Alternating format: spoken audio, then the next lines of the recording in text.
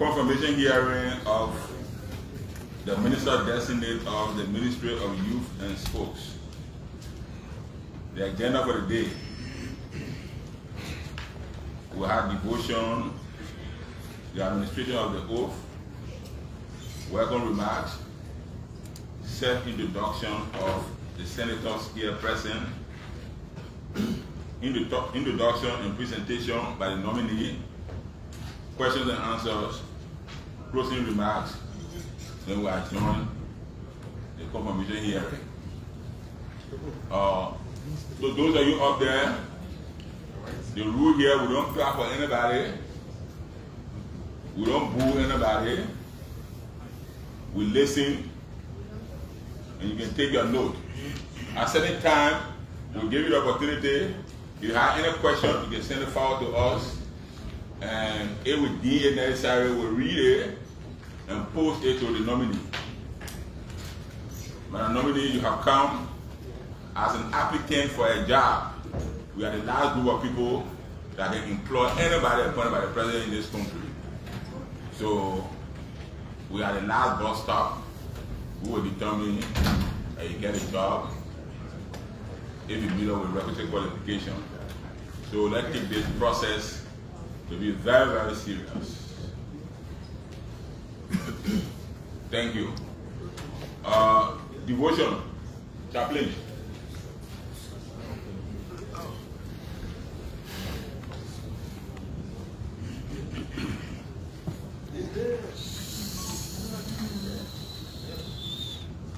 Honorable Chairman, distinguished senators, Madam Minister Designate, visiting body. This afternoon, our devotion will be taken from the book of St. John, chapter 21, verse 15 to 17. In that text, we see Jesus asking Simon Peter 3 questions from the table, the same questions. He says, Simon Peter, son of Jonah, do you love me? And Peter answered in verse 15, yes, Lord, you know I love you. 16, Jesus repeated the same question. Simon Peter, son of John, do you love me? Peter said, yes, Lord, you know I love you. There was a final instruction Jesus was giving Peter in that text. Because at that point, he was to leave them for good. And that instruction was to what? Minister his word fully to those that he will, preach to. So the afternoon, as I look at the text and look at the slogan of our president, he always said to the Liberian people, think Liberia, love Liberia, build Liberia. In the first annual message, he used this slogan. The last time he used the same slogan. So, Madam Minister Designate, do you love Liberia? If you truly love Liberia, if confirmed, think Liberia, perform your duty with due diligence and do the work of the Liberian people. Let's pray. Father, we pray that God, you will help us and you will help our elder delegates, that God, they will pose the necessary questions, and Lord, due diligence will be done today, that Lord, you will take the glory in our country will move forward. In Jesus' name we pray. Thank you. The second item on the agenda is the administration of the oath. Sadia.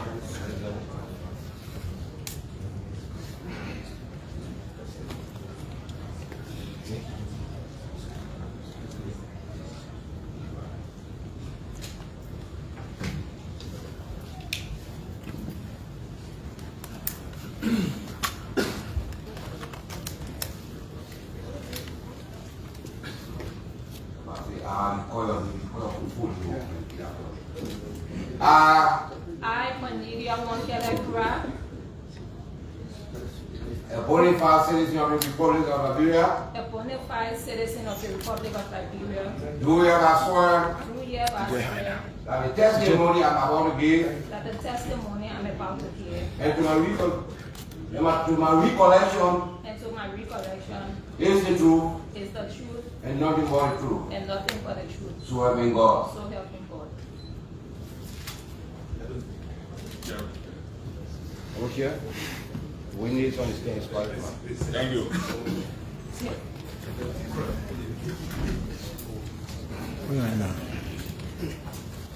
The next item is welcome remark. That will be done by the co-presiding. Thank you. Honorable Chair, distinguished Senator, on behalf of this Committee on Youth and Sport, as the former vice and now the vice acting, I want to say you are all welcome to this confirmation hearing. This is not a theater, like the chairman said. It's a place for us to do evaluation of the qualification, competence, and suitability of the nominee. As the Constitution already put it, it is by consent of the Senate that the President will appoint before whatever commission. I want to say you are welcome to the audience. This is a public hearing. If you have questions and concern, kindly write it down and pass it over to the Sergeant now. Again, we say you are welcome. Thank you. Next, we'll have self-introduction of senators here present. We'll begin with this end. A pleasant good afternoon to all of you. Madam Nominee, good afternoon to you. My name is Jonathan Paul Charles Sobe, and I represent the people of River G, and I'm the chairman on the International Maritime Affairs. Thank you. Good afternoon. Colleagues, I'm Senator Prince K. Moore of One County. The Senate Chair always meets finance and budget.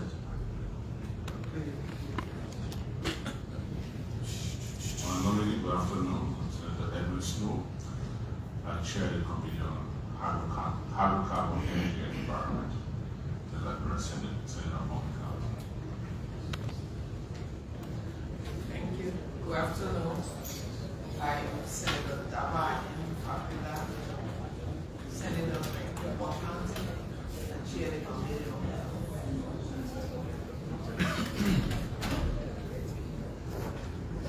I'm Senator Nyan Twain Jr., Chair of the Joint Legislative Modernization Committee, and the lead campaigner for concession compliance in the Liberian Senate. No committee here. No committee here.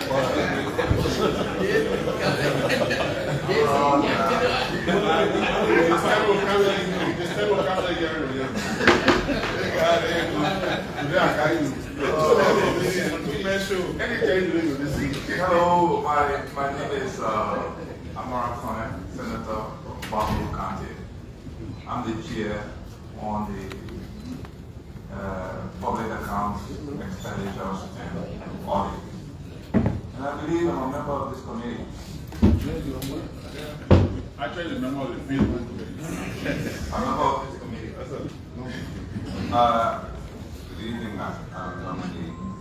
I'm Senator Blessing Milton Finlay, Senator of Grand Bassa County, and chair of the committee. But I'm here to support the chairman of the chairman. To support the chairman. Well, good afternoon. My name is Senator Councilor Joseph Molako Bato Jala, Senior Senator of Lofa, Chair Banking and Currency, Co-Chair Judiciary, Member with Minister of Finance. To be honest, I don't have any support. Okay. It's nice to be here today. Why did I give you a Yes. Yes, sir. I finished. Good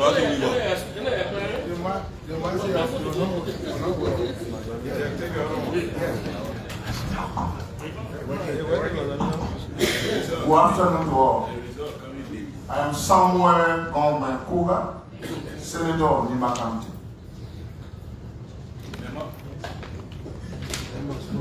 Why do I get that way?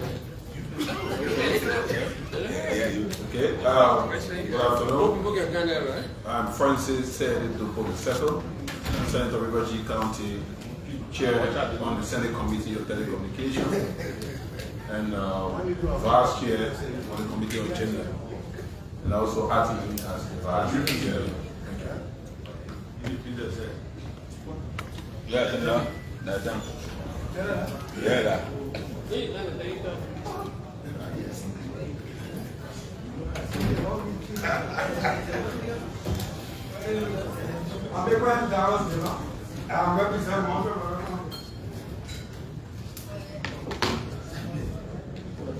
Okay, thank you. My name is Bill Kruah. I represent the interests of the people of Liberia County, and I chair this committee. Thank you. The next item is introduction and the presentation by the nominee. The nominee is about to convince us that she's qualified for the job. So this is the most serious part of this confirmation hearing. This is where she will convene the committee members and the senators and the ambassador for the job. Nominee, the floor is all yours. Thank you, Honorable Chair. Honorable Bill Kruah, Senator of Liberia County and Chairperson of the Senate Committee on Youth and Sports, members of the Senate Committee on Youth and Sports, other honorable and distinguished members of the Senate here present, distinguished members of the executive branch of government present, representatives of other branches present, members of the press and media, members of the youth and student community, members of the sports community, ladies and gentlemen.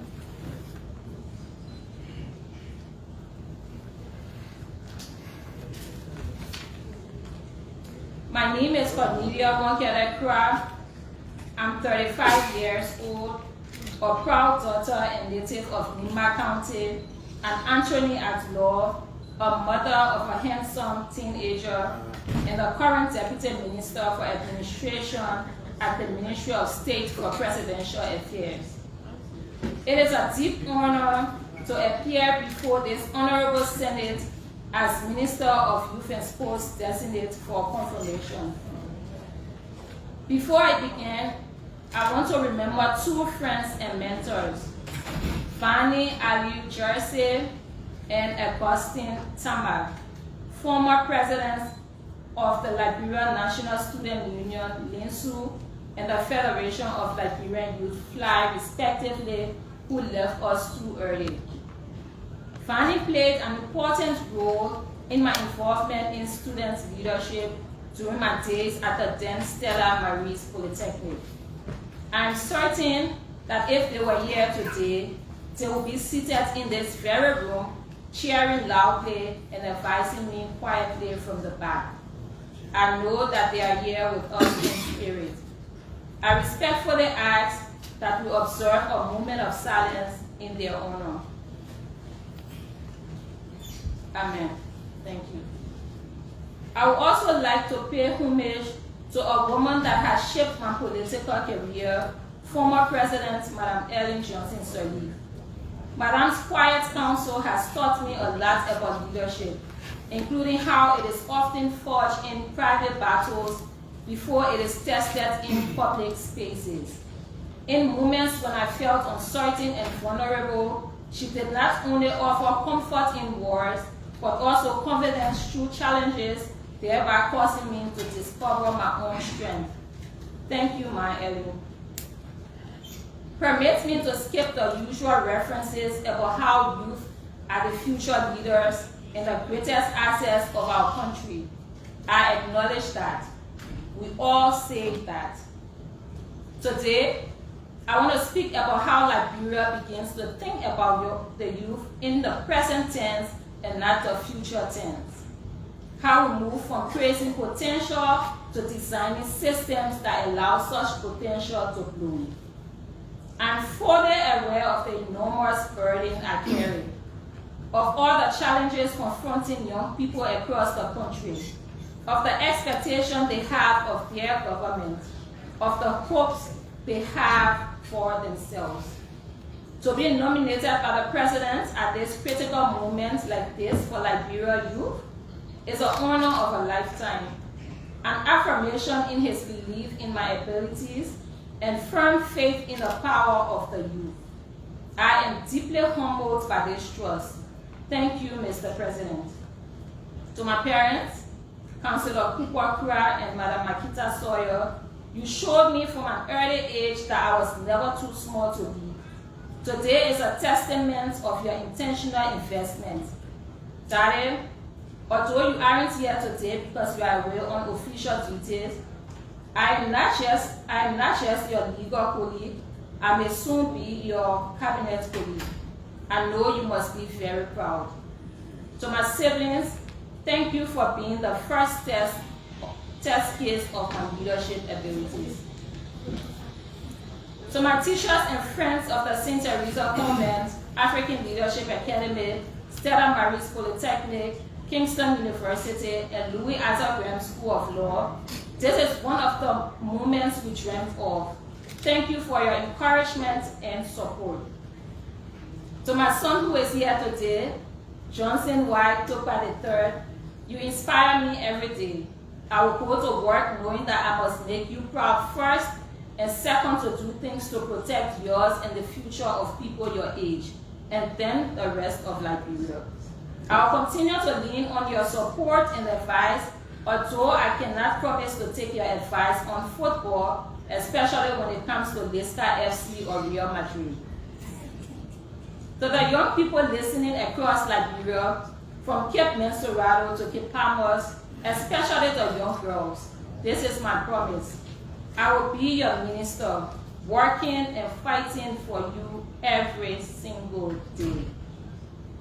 I will be the minister of all youth, the young accountant in Monrovia, the young farmer in Pivo, the teenager in Buchanan, the single mother in Robertsport, the visually impaired student in Cestus, the Yana boy in Waterside, the sex worker in Red Light, the aspiring musician in Banga, the back riders in Ganta, the youth struggling with drug addiction and who craves rehabilitation in Swedru, the student athlete in Carisburg, the young diasporan Liberian.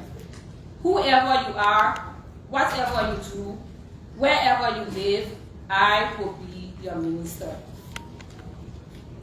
Honorable Senators, when confirmed, I will work from day one to ensure the Ministry fulfills its mandate, coordinating youth and sports development nationally. I will be guided by the youth policy and strategic plan developed by my predecessor, Councillor Gerald Cole Bangalu, his team, and the thousands of young people and partners who contributed to it. I'm grateful for his leadership, and I look forward to building upon it, including championing the review of the 1982 Act that established this ministry so that it reflects the reality of today's Liberia and the aspiration of tomorrow's Liberia. Benedict Jesus, thank you. Honorable Senators, with your indulgence, I would like to stand briefly and demonstrate something important. Permission, please, Mr. Chair. Yeah, go ahead.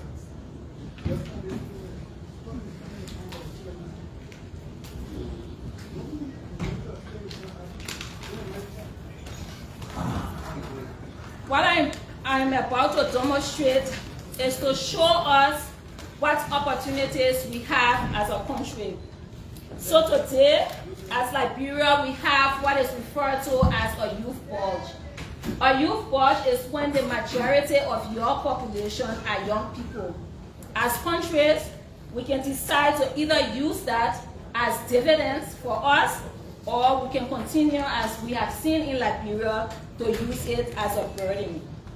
As I mentioned in my speech earlier, the Ministry of Youth and Sports came about as a result of a military decree. So it was during the time of military. And what you will see is that in the past, as I said, where we are coming from, it was characterized by war, instability, violence, and patronage. What is our now? As a result of this past, we now see a Liberia where the young people are unemployed, there is very high trauma, there is despair, and there is a lot of incompetence. What all of these have done is that it has created a dysfunctional society. And this becomes a vicious cycle. So we move from where we are in the past, we come to where we are now. If nothing is done in the now, we go back to the past. Not necessarily to go for a war like we had in the past, but a war on capacity development or the young people's capacity development. Honorable Senators, today I am here extending a hand to each and every one of you to join me when I am confirmed to enable a shift. This shift will determine what our future will be like.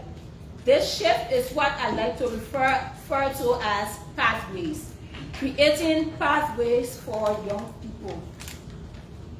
This pathway, once pathways are created, we'll be able to develop or create access to skills for young people, access to opportunities, and access to livelihood for young people. That will also give us a shift from a dysfunctional society, as I mentioned in the first paper, to a productive and functional society. We'll again see another cycle, but this time it will not be a vicious cycle, it will be a virtuous cycle.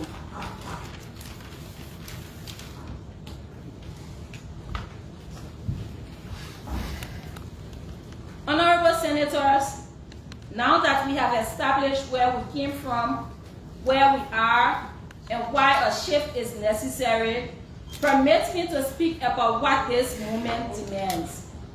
This movement demands a ministry whose job is to design pathways that prevent young people from inheriting the past or repeating the present. A ministry that designs predictable transition in the lives of young people from age 15 to 35. Born out of a military decree, in a troubled period in our history, the ministry's framework reflected the protection of the state, understandably so. But today, the task before us is different. Today, the task is the development of young people. Youth development is no longer a supporting function of this ministry. It must become a central purpose. In a country where nearly 75% of the population is below 35 and over 40% below 18, youth development is not only a social issue, it is an economic imperative. It is a governance necessity. It is a national survival necessity. We must ensure that the youth development takes on a new meaning, supported by ambitious planning, budgets that reflect demographic reality, and courage to think differently. We must move from programs to architecture. To achieve this, I will champion what I call a youth outcome compact, bringing together the ministries of youth and sports, education, labor, commerce, finance, health, agriculture, tourism, and the civil service agency. Because youth outcomes do not live in one ministry, they live across the government. TVET must deliver real outcomes. A creative economy must be intentionally developed. Internships, apprenticeships, and digital training must translate into meaningful opportunities for young people. At a 50% completion rate, we must understand why young people enter TVET programs and do not complete them. We must ensure that rural youth, disabled youth, and vulnerable youth are not left behind. Sports must become more than events. Sports must become a system for talent development, national unity, and economic opportunities. The county meet must become instrument of reconciliation, pride, and structured talent discovery and development. And youth civic engagement must be revived through a modern national service program that builds both skills and citizenship. This is the shift. We will work to deliver on this mandate, not because our national document or the ministry's performance contract says we should, but because common sense demands that we empower young people. Honorable Senators, I bring to this role more than my age. I bring experience working on issues that matter to young people, from the Angie Brooks International Center to the Ministry of Public Works, to the Ministry of Education, and now the Ministry of State. Across these roles, I learned one thing: results come from understanding the problem, bringing people together, managing limited resources well, and mobilizing when needed. This is how I intend to lead this ministry. I admit that the road ahead will be riddled with challenges, perhaps so challenging that we must question the very foundation upon which we hope. My vision, nevertheless, is simple: a Liberia where government systems enable every young person to see and access a clear pathway to agency, from learning to livelihood, from aspirations to opportunity, from potential to productive citizenship. This vision is anchored on one theme: pathways. To achieve this, my leadership will prioritize 5 pillars. Number 1, governance and system alignment. Aligning a system that governs youth and sports development across government, including a board review of the ministry's mandate, and a proposal to separate youth and sports for the creation of the Ministry of Youth, Innovation and Technology, and sports as an independent architect for national development. Number 2, architecture and ecosystems. Ensuring youth development leads to a visible pathway into skills, services, enterprise, and opportunity through cross-ministerial and national stakeholders coordination. Number 3, sports for development. Build sports into a structured system for talent development, unity, and national pride. Number 4, financing and resource mobilization.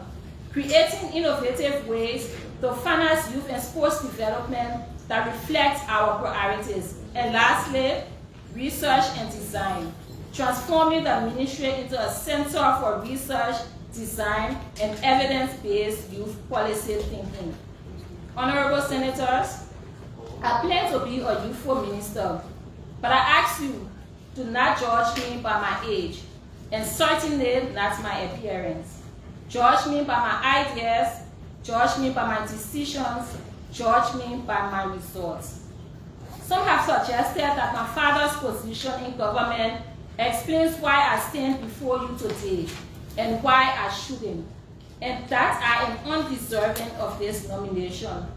I want to say this openly: I am proud to come from a family that removed barriers from my journey, but I am equally aware that without hard work, discipline, and competence, I would have squandered those opportunities, and I would not be seated here today. The very pathways that my family and community helped create for me are the same pathways that are missing for hundreds of thousands of young Liberians. I know the value of pathways, and this is why I'm committing to building them for others. Honorable Senators, I invite you not only to confirm me, but to join me in elevating the national conversation about youth in Liberia. From what activities we can do today to what architecture we must build for tomorrow. I welcome your ideas, your guidance, your scrutiny, and your support. Thank you.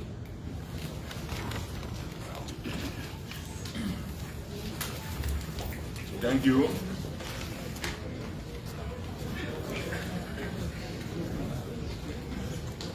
Thank you for the introduction and presentation. Thank you, my nominee, for your introduction and presentation that lasted almost 20 minutes. At this time, we call on senators to use at least 5 minutes for interaction with the nominee.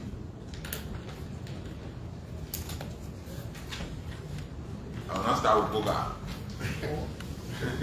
I'm start with different country, not Nima country.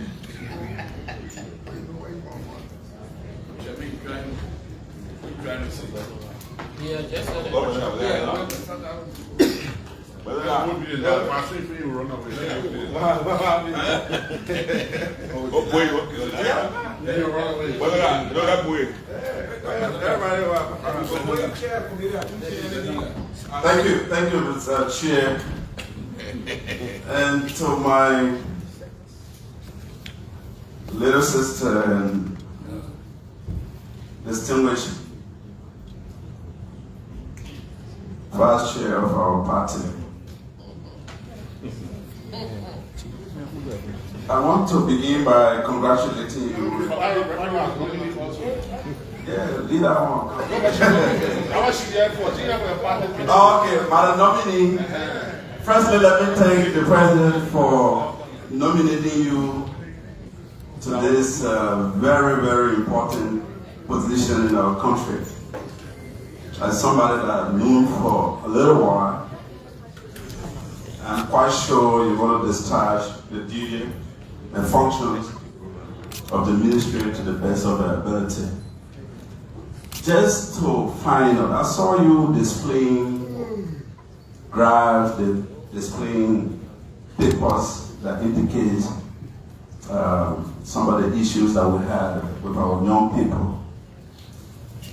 If you are confirmed, not just reading those things on the paper, what practical action you're going to put in place to ensure that young people coming from school will have the opportunity to experience job as you did from the early childhood.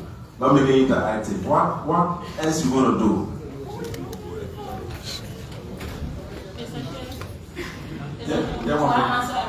Yeah, I'm really into IT. I was soon closer.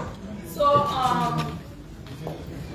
one of the first things that we'll do is to decentralize, proper decentralization of the activities of the Ministry of Youth and Sports, so that young people all across Liberia can have a feel of what the ministry is doing in youth development, in sports, in TVET, and the rest of the programs that we have. And we're going to be very intentional about that. We've also talked about the youth service program.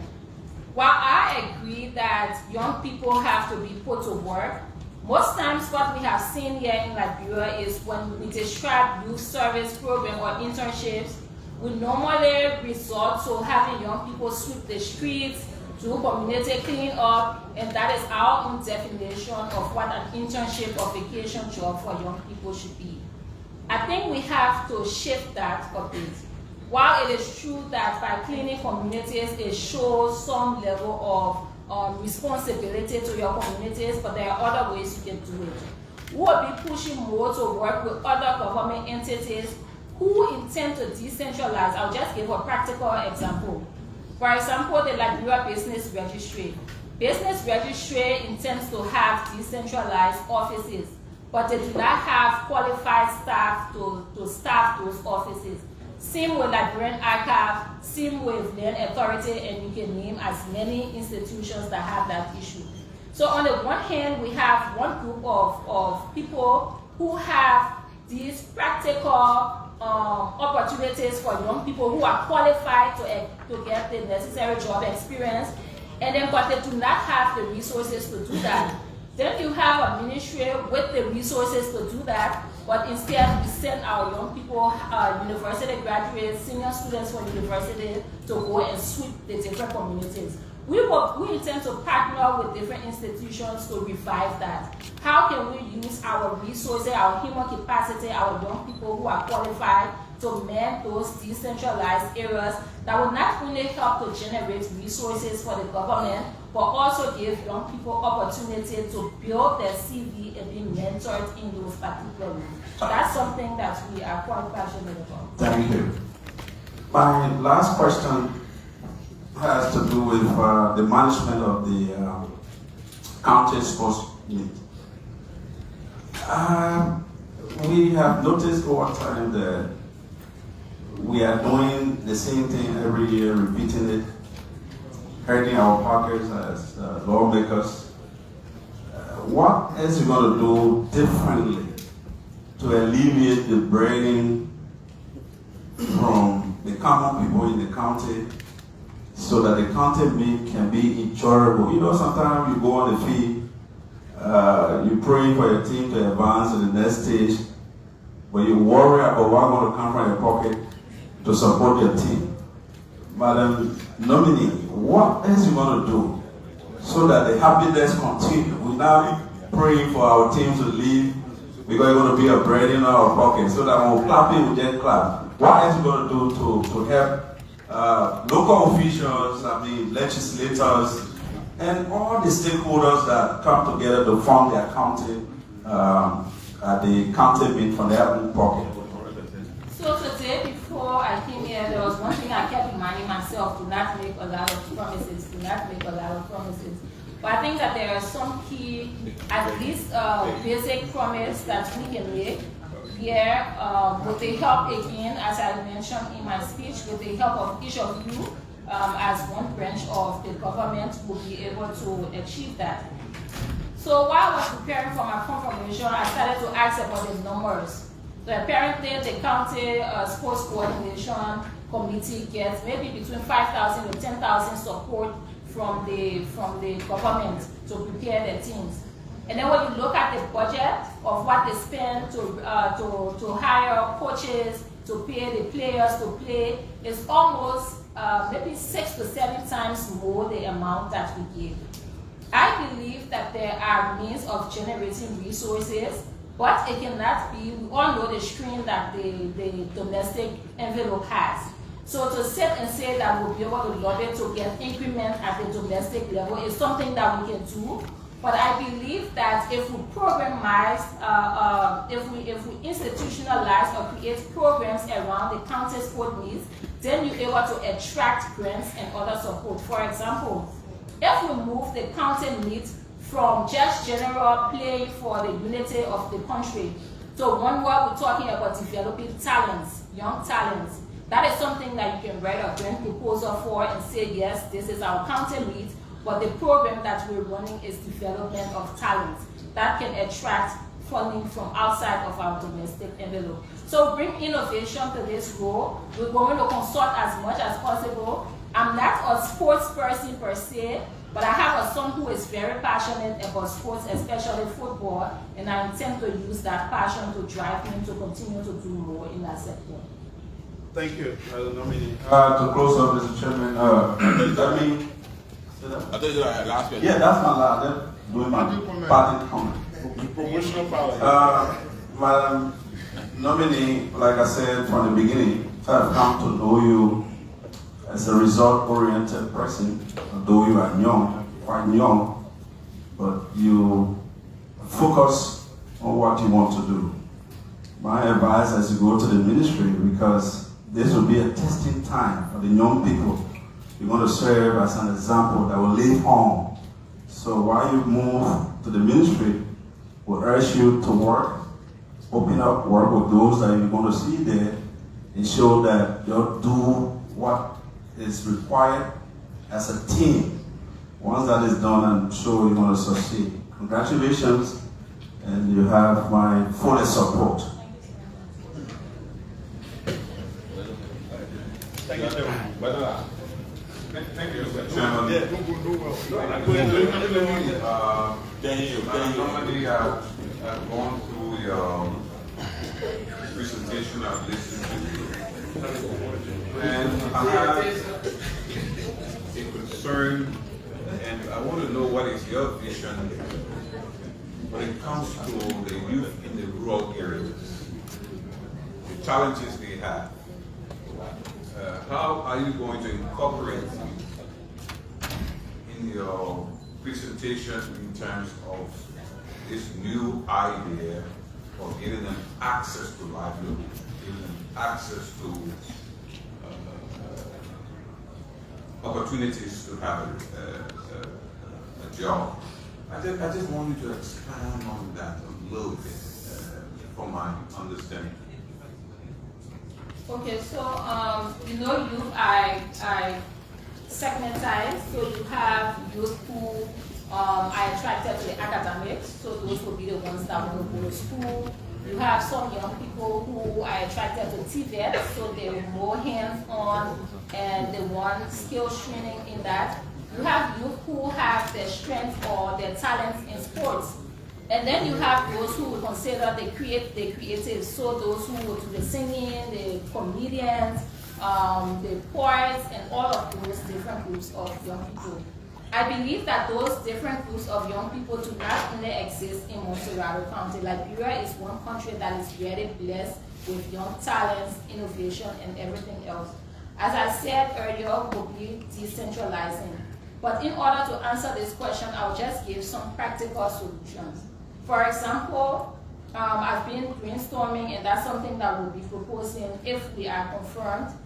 If you look at Liberia along the coastal area, so that would be the Grand Crew, the Sino, the Maryland, and the rest, those with access to the sea or water. Instead of having, we have a lot of vocational, we have 2 vocational centers in Grand Crew, and then we have a couple of youth centers across that entire range. Instead of having TVET training in soap making, in hair or beautification, in tie and dye, what if we introduce TVET trainings that are linked to the availability of jobs in those areas? So if it's the coastal area, what if we teach them carpentry, how to make boats or ships? What if we teach them how to make fishing nets? What if we teach them aquaculture, so how to do fish farming and everything else? That way they get the TVET skills, but they also are ready for whatever job market that we have that. You also go to other counties where they do a lot of agricultural work, so that would be the Lofa, the Lima, the Bong. Bong is about to, we have the Tibutu TVET Center in Bong. We're pushing for a partnership, I think it's almost completed, for a private partner, public partnership there. What that will allow is to teach our young people from that area or that region mechanizing, farming. So you give them the necessary skills that they can use for jobs that are created there. That is how we intend to approach the issue of skills development, TVET, and everything. And I'm sure with your support, we'll be coming to all of you senators because you understand your counties, so that we can help to design whatever strategy that will work better for your county. Mr. Chairman, you know, I will just make a comment. I think Minister Designate addressed a cardinal issue that we are faced with. I'm constructing vocational centers in all of the districts, and you struck the exact point that I wanted to hear from you, is that we are going to design programs that are within confines of the living quarters where the young people are. For me, Mr. Chairman, colleagues, I respectfully submit, Madam Minister, let me say congratulations for taking this time to come to us. Thank you. Chairman. Okay, thank you. Thank you, Excellency. Yeah, I'm all right. Senator Cornelia. It's okay.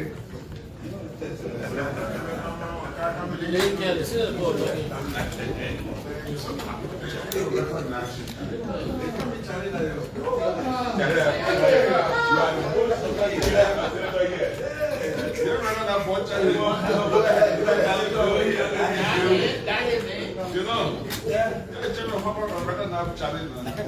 you want to talk?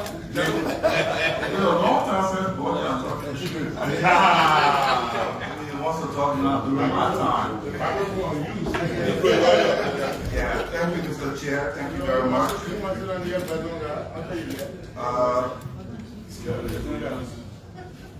Nominee, first of all, let me thank the President for nominating you. Thank you for your statement. Thank you for giving us hope through your vision. I said, please, man. You say Gabo. You Yeah,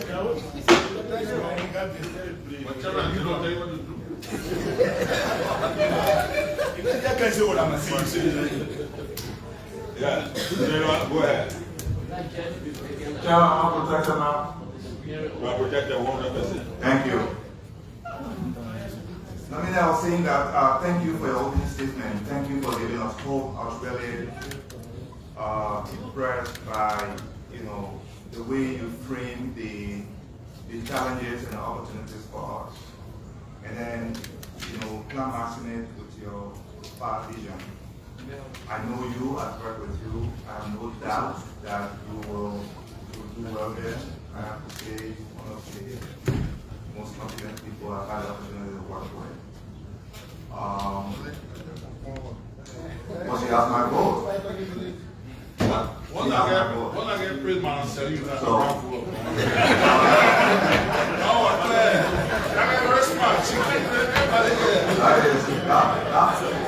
that would be, no, that would not be fair to the nominee. In her own right, she has earned this appointment, and she, based on her presentation, we should vote for all this and that. So I just want to say that brilliant, but I'm concerned because everything you've just said here can only happen when you have the resources.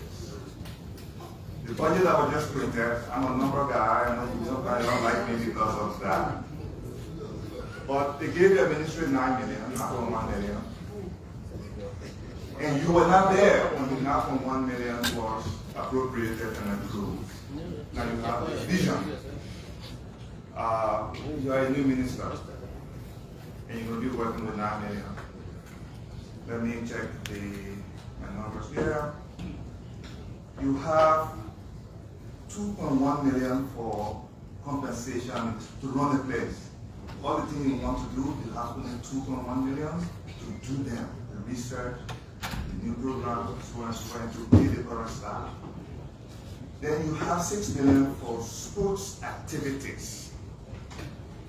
You're not a sports person, there's someone who inspire you, good thing, but you have the largest share of this 9 million towards sports activities, including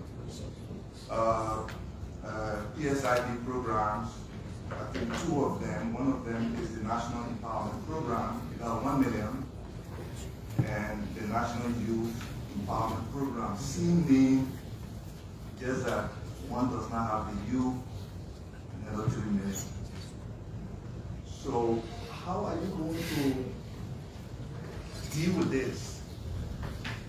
To realize this ambition, wonderful for the country, for the young people you have. And what plans do you have to raise additional resources, and how can this committee and this body help you? Thank you. Thank you, Senator Cornelia. The Ministry of Youth and Sports, as you rightfully said, is under-supported, if I may say, considering the percent of our population that particular ministry touches. I agree that every other ministry will touch the life of the young people by all means through their performances. But again, a lot has to be done to buttress the effort of that ministry if this government is intentional about developing our Liberian people. One of the things that we're going to do, that ministry is a donor-driven ministry. So there are a lot of, you see the Ministry of Education, Ministry of Health, Ministry of Youth and Sports, they are donor-driven ministry. What does that mean? That means that outside of Liberia, there is a lot of access to funds that are directed to activities in that particular sector. It is now left with the institution to go after those monies that are available, not just go after them, but to increase accountability of the money that you have and make sure that when donors are supporting you, they can get the result for what they're supporting you for. So the first thing one of the things that we'll be doing is to have a dedicated team of primarily young people. I've come across a lot of brilliant young people from across the aisle who are very good at writing grants, they're good at pitching proposals, doing concept work. So we're going to have a dedicated team of researchers and proposal writers and grant writers just to ensure that we scout as many resources from outside. We also have the different concessions here. I feel that one of the things is across the government, there is a lot of resources, but it's not coordinated. So that's why I talked about the compact that we intend to establish, working with all of the other institutions that have crossing interest in the youth sector. So once we can consolidate all of our fundings and agree as a team that this year you have 2 million in your budget, I have 4 million, the other person have 1 million, that brings us to maybe 20 million. How can we collectively design a program to put these very limited resources to the most use?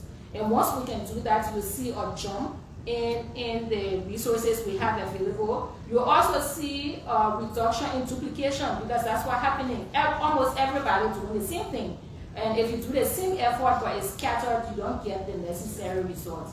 So we intend to use whatever skills and experience we have to not just coordinate and organize a body that will be passionate about increasing resources, but also to just serve as that bridge between the government, all other government agencies, and the young people of Liberia, as the Ministry of Youth Sport should be.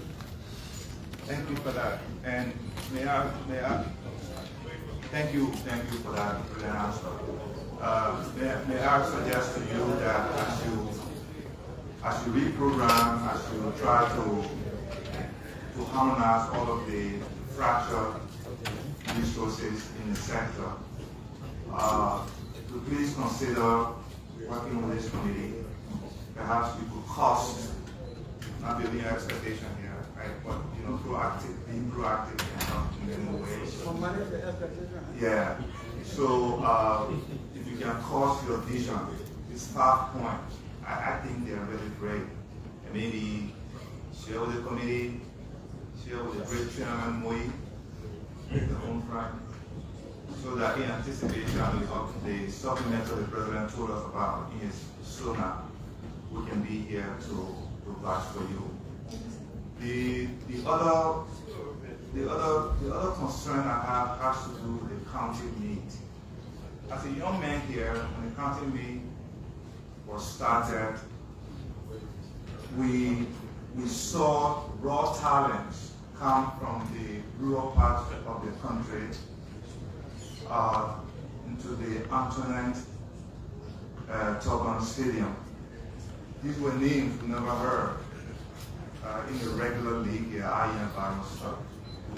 They were just rural players, identifying local talent, and most of them became stars, and their life changed, after the tournament. Today, we see the opposite when counties with deep pockets,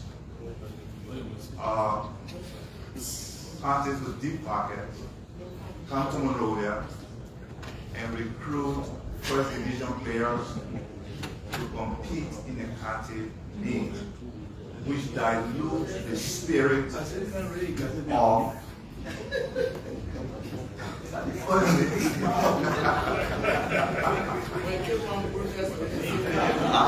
and see that you gotta fix this.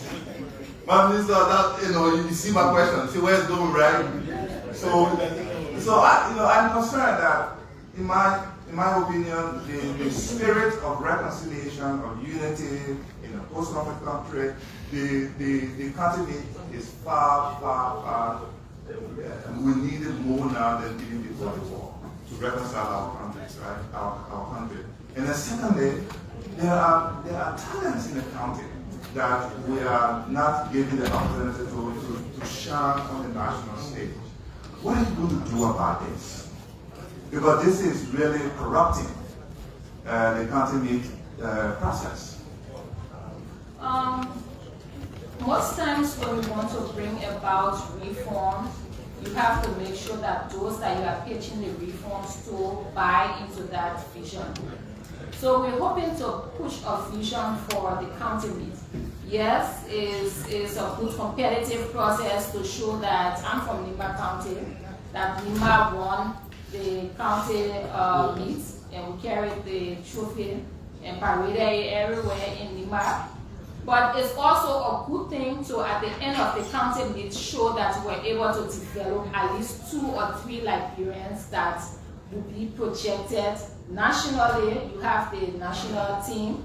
And even outside of Liberia, we've had instances, for example, the former president, he was able to excel on the international scene because he was given a platform, and I believe that we have a lot of those kinds of talents. So as I said in my presentation, we want to decentralize the works that we do and be intentional about it. But county meet has to go beyond reconciliation and unity. When I was meeting with my team, one of the questions I asked was, why do we do the county meet? And they said for unity. And then I'm like, is that all? Because that should be a platform to identify, as you rightly said, young Liberians who have those talents, bring them to national prominence. It even gets scouting organizations from outside to scout them, because that creates an economic pathway, not just for them, but for their families and other families around them. And the country gets to benefit from it in general. So this vision is something that we have to sell to everyone. And once we buy into that vision, we all sit down, review the rules. These are the rules. How can we reduce this and increase the scouting and development of our young talents that will benefit each of our counties across Liberia? Thank you. My last question. Young warning, not to stay long.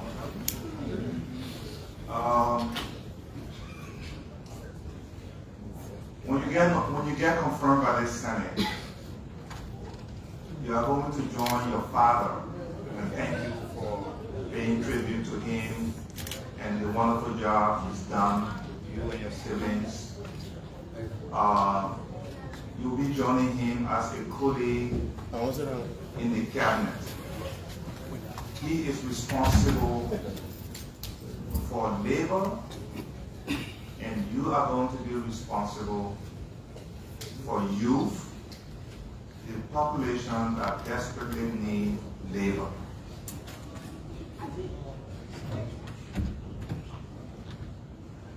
And just bear with me here for a minute. Our population is growing more than our economy. Everybody agrees with that. Every government has attempted to solve this problem or struggles with it. Can you tell us, just briefly, how you intend to work with your father and other relevant executive branch agencies and the legislature to close the gap on this unemployment crisis we have in our country? Thank you.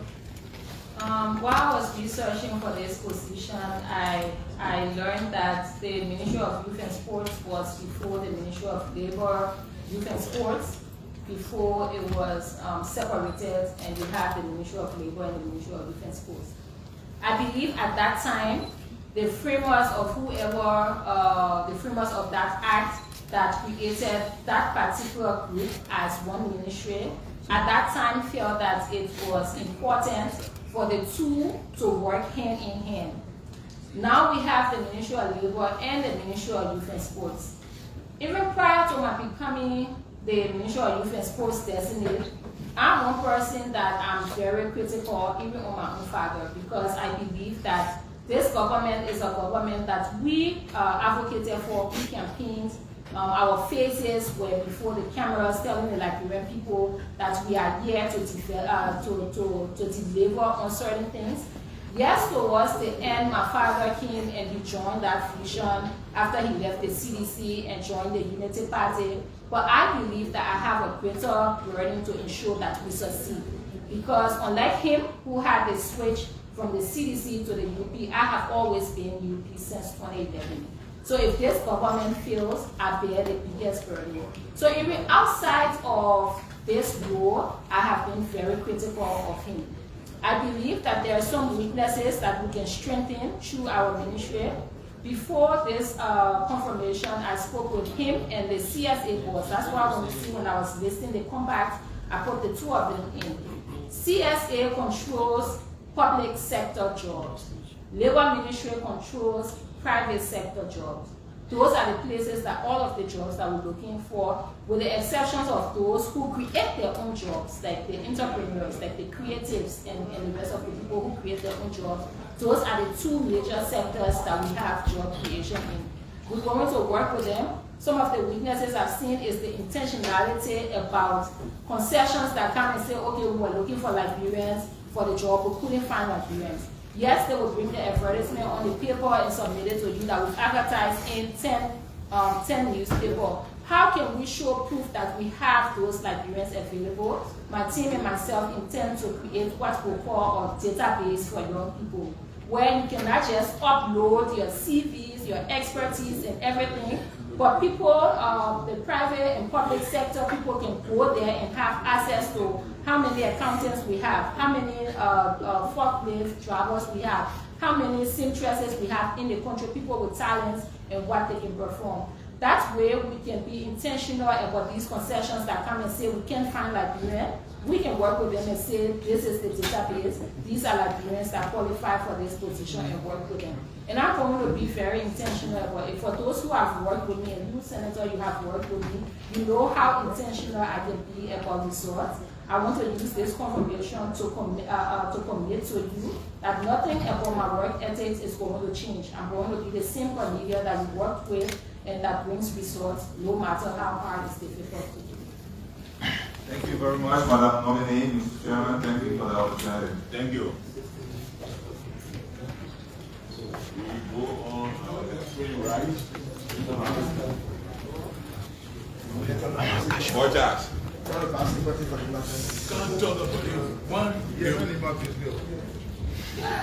you, Mr. Chairman. Madam Nominee, so let me firstly say that I thank the President for his vast sacrifice in nominating you because the very age you spoke about epitomizes the nomenclature of this very ministry. That is a good thing, I must say. Now, during your expose, I heard you say that, quote, I am not the spokesperson, unquote. Let me say to you that I am the spokesperson. And so I'm going to give you a few pointers to see how we all can make this country better, even under your leadership. I will piggyback on the people who spoke about the county meet, because that is the biggest sports activities in our country every year.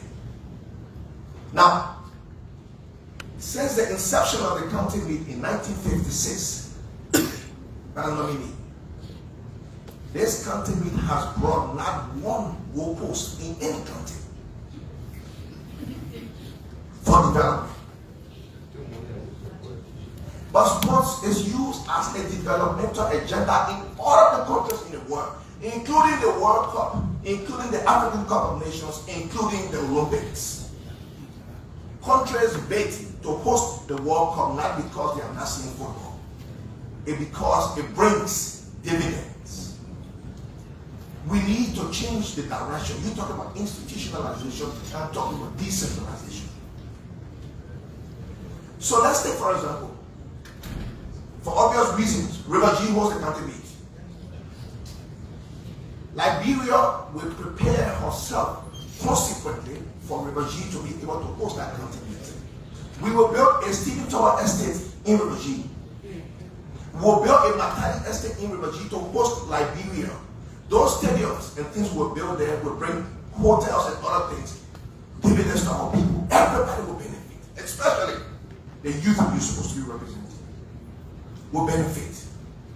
When we are leaving River G after the county meet to go to Gombe, all of those infrastructures will remain in River G. That's development. And that's what happened all around the world. I remember 2 Olympic villages. People are using their sports community to build. Morocco just recently made $2 billion in profit to host the African Cup of Nations. What wrong with us? We are hosting a county meet every year. When Nima Kante win, we eat him back. When Rochi win, we eat Pamato. And that's it. what we get. There's nothing you can show me in any country that has come as a result of the country satisfaction. Like Lima County right now, you're just 75. Well, you know, that's what I said. That's what it is. Your institutionalization must be added to the decentralization for developmental agenda. We need to do something with this football thing. We're talking about sports development. Liberia, I'm an example. I didn't go to any football academy, any professional school to play football. I was playing my community and I became an international star. Liberia still has the pedigree to make our people who want them to be. But we need to develop the infrastructure in those different places. And we cannot continue playing on ATS every year. And SKD complex, that's how we end. Please, let's seek to satisfy these conditions so that the country we can go to Cape Town. Let the people then see whoever we bring, they play against. They want to see River G play against Cape Town in Cape Town. And when we leave it for them, we'll leave benefit. When we celebrate it, we'll never fight to host the country meet because it brings up instant gratification. That is what we need to be seeking to do. Now, our very national team, the Lone Star, is honoring your tutelage, madam. The ministry is responsible for the administrative arm of the national team. Quite recently, we've heard that our national team, the Lone Star, has been campaigning in local hotels in our own country. The SKD Sports Complex has a hotel that was built to host the national teams in this country. That hotel has been leased or outsourced to other people at the detriment of our own teams. Yet we want the national team to go to World Cup. This is troubling. Seriously. I've written in the Liberian Senate. We've taken action towards that thing. We are calling for those responsible for the outsourcing of that hotel because it is a national asset. And we need to use it to develop our people that you spoke about. These are my concerns. I'm glad that you are going to the ministry. Like Senator Cornelia said, you can relate to us, those of us who play football like you don't know that, you know. Sorry, sir.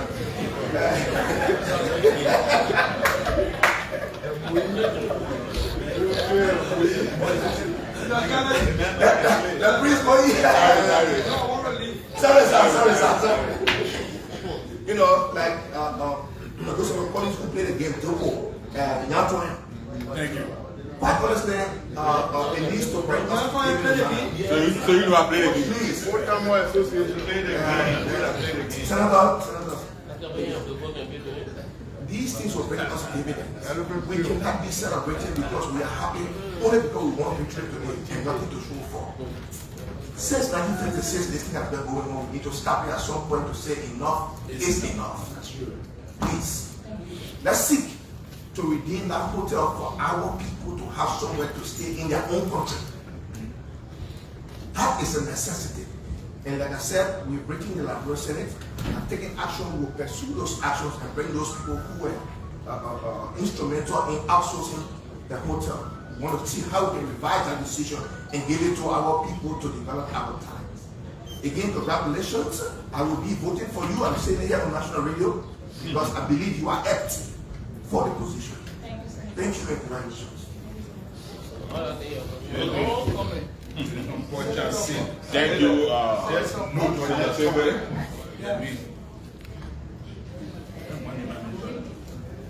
okay, one in my man.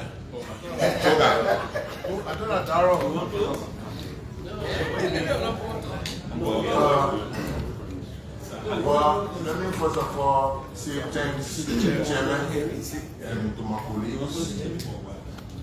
To the nominee, I will begin with a word of caution. The position that the president had designated you to, position of test. Number one, when it comes to age range, fitted. But the challenge there is, majority of the youthful populace in Liberia are the mover and shaker. They promote and destroy. If we went to political party, any political party to have zeal, to even move, talk about full soldier, they originate for the youth. But the challenge there is, people believe in patronage system. And they also believe that because the person not from our party, we can promote the person. Your ability to bring these youth together, whether political difference or what, will help you to do a proper job. If you start listening to people that meant that you are very focused on all being the election, and therefore, I don't think you need to work in our government. That one of the serious problems in Liberia today that are affecting the country and bringing serious disunity among us as Liberians.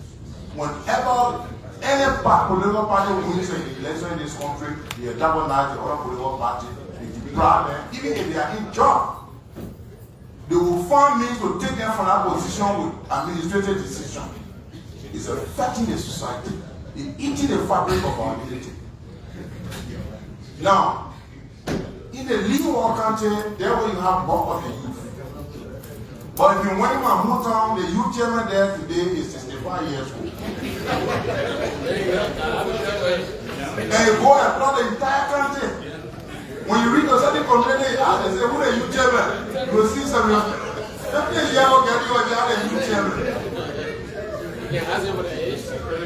And the age, I mean the youth are the ones that will drive the developmental agenda of this country when we, who are in the 60s, 50s, 70s, are getting out of the scene. If you have youth in the interior, there is about 30, 20, 25. They get complacent. There is nothing to create some recreation activities that will mold your mind to achievement, but it's just dormant. You're affecting the society. So your ability to ensure that you regulate or you come up with programs to educate them, to know about the role in society, how important they are in society, how do they respond to situations.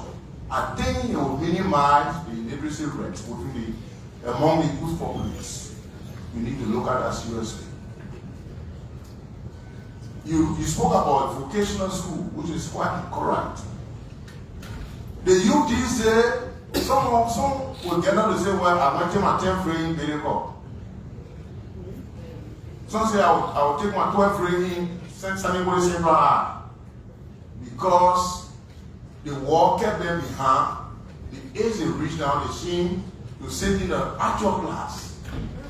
Then the teachers themselves also accept these people to enroll at that institution. They're creating problems in youth populace. And the result, the youth that you're supposed to be depending on for the future of this country is in bleak. It's a serious challenge to you. You need to work on that. Then the county meet that the police has spoken on.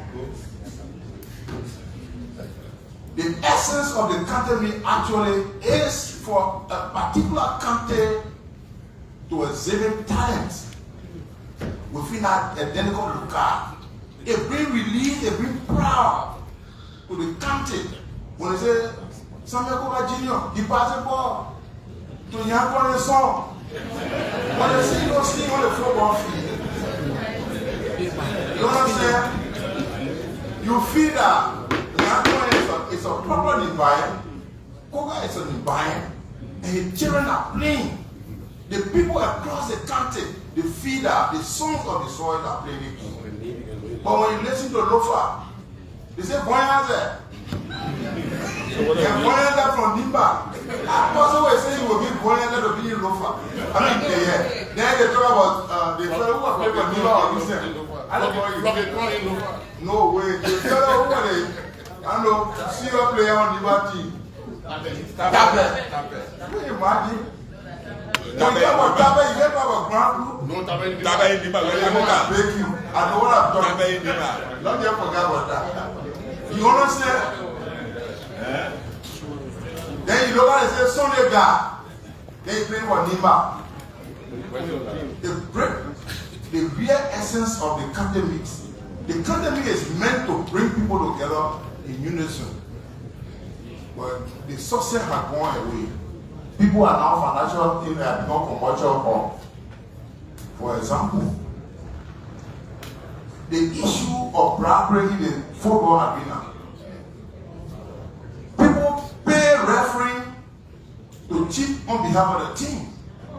So I want him out there. What do you want him out there? Yeah, I want to look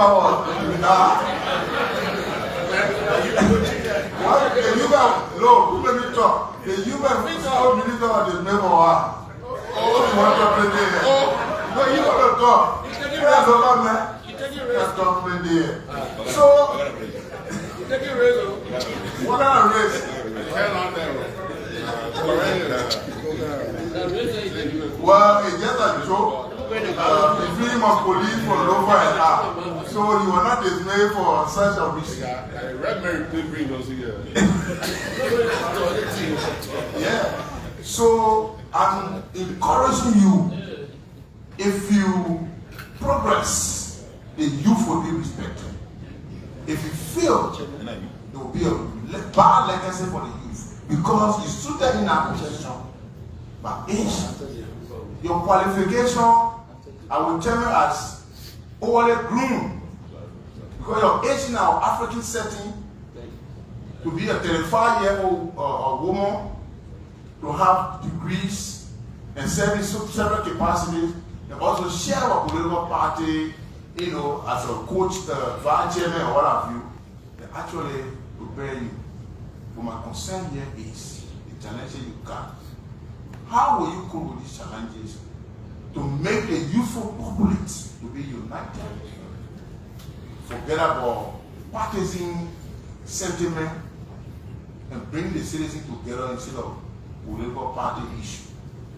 Because we don't want to hear those kind of things. And when you come here, before being confronted and say, sweet thing. Oh, when I'm minister, I will make sure I'll bring them one up, I will do the other one up, I will do the. Then when you get in the ministry again, the first and foremost you will be looking at those who are director, they're not under your regime, you want to get at them. They bring this unity. Let a man be transferred or dismayed based on incompetency. Do not elect a leader because because you elect him. You must elect a leader because he's competent. Competence is a matter. You met a director who has served over 15 years, who is qualified, but because he's not in line politically, you want to take the opportunity for the position, you will not elect him. So my advice here is, please work with the people, the whom you from, the country you from. Anything that you do, whatever you have negative or positive expression on us. Thank you very much. I wish you the best. Thank you. Thank you. He raised two major issues I just want to make two comments about. The floor is yours. All right. So the first thing I think from both sides is the issue of party allegiance. I'm a unity partisan, and for those who know me, they know I'm a hardliner when it comes to the unity party. However, I have some friends who are in the CDC, and one of them reached out to me after I was nominated, and he said, well, that role you're going to get over there, I hope you will be able to work with the CDC, the young people that are in CDC. So I jokingly told him, actually, it wasn't so much of a it's actually the truth. I told him, I said, the worst I can do with this position is to make sure that all the young people that are in CDC move from CDC and come to UG.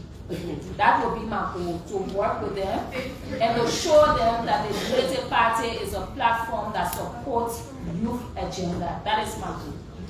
I'm not going to use my party's platform or my position in my party to say that because we are not a part of the party, you shouldn't come anywhere around. Because if I do that, The 20,000 you ask you a question.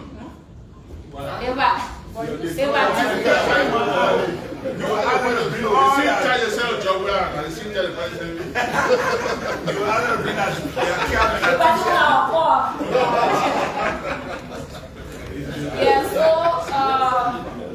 our goal would be, as I said, to bring more young people to believe in our own vision and our own political platform that we believe in. I do not intend to use this to drive young people away.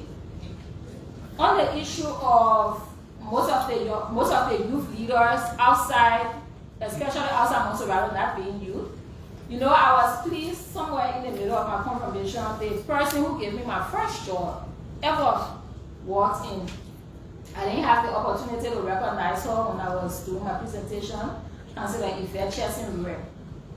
Councillor, I randomly just walked into her office one day. We were sitting in UL Park, that time I was still in UL. And then I told her, I said, oh yeah, you got an inaugural secretary here, we young people who came to volunteer. She was like, oh great. We need people to be photocopying documents here. Before we had the first big photo of documents to go and photocopy it. And I stayed there for years and she groomed me. There is one thing I took from Councillor that I use a lot. She always said this. You young people, you think you know plenty. But you must build, you must plat the new mat by sitting on the old mat. That resonates with me a lot. So wherever I go, even if there are older people, if it means that there has to be a shift, maybe shift them to advisory role so that we can still use their advice and their expertise. But I think it's important that we bring young people too and they build that transition. Because imagine what happens if you have somebody that has almost 50 years experience in that particular field. And that person is not paired with a young person, God forbid the person dies. There is no one else to continue in that legacy that the person has started. So what I intend to do, I know even at the Ministry of Youth and Sports, there are a lot of the heads of departments and other places, those who run programs, who are older, who want to establish some form of mentorship between the older people that have all of the experience there and the younger people so that they can groom these people. Because even in the civil service, you have age range. At certain age, they have to retire. What happens if you retire all of the older people and then there is no one who understands that department, or what happens in the sports department or the youth and sport or the youth department? So we're going to be intentional about that. As we said, our overall theme is pathways. And you cannot create pathways if you take one segment of our society who are the older people and leave out an important segment who are the younger people. So even with the youth chairs, we'll do the same. Maybe in all of those counties, those who have been youth chair and they're almost 50, 60 years old, they can help us through a transparent, merit-based means of recruiting other young people that they believe can carry out their legacy that they have in their county that they're holding on to. Because most times when you build something, it's hard to release it. So if I have been youth chair for 20, 25 years, and all of the development in youth, I have been leading it, so just let that go becomes a problem. But if I choose who becomes my successor, or at least I'm a part of that process, I feel it becomes easier to let go. And that's something we're going to be intentional about. Thank you very much. I want you to make an answer as brief as possible because the senators you see here, so after 5 and start going on, you want to postpone your hearing to another time. We continue the next day. So just be as brief as possible so that. So big hearing, so let's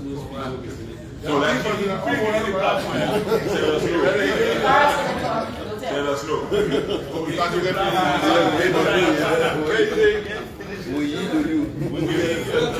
Thank you, Mr.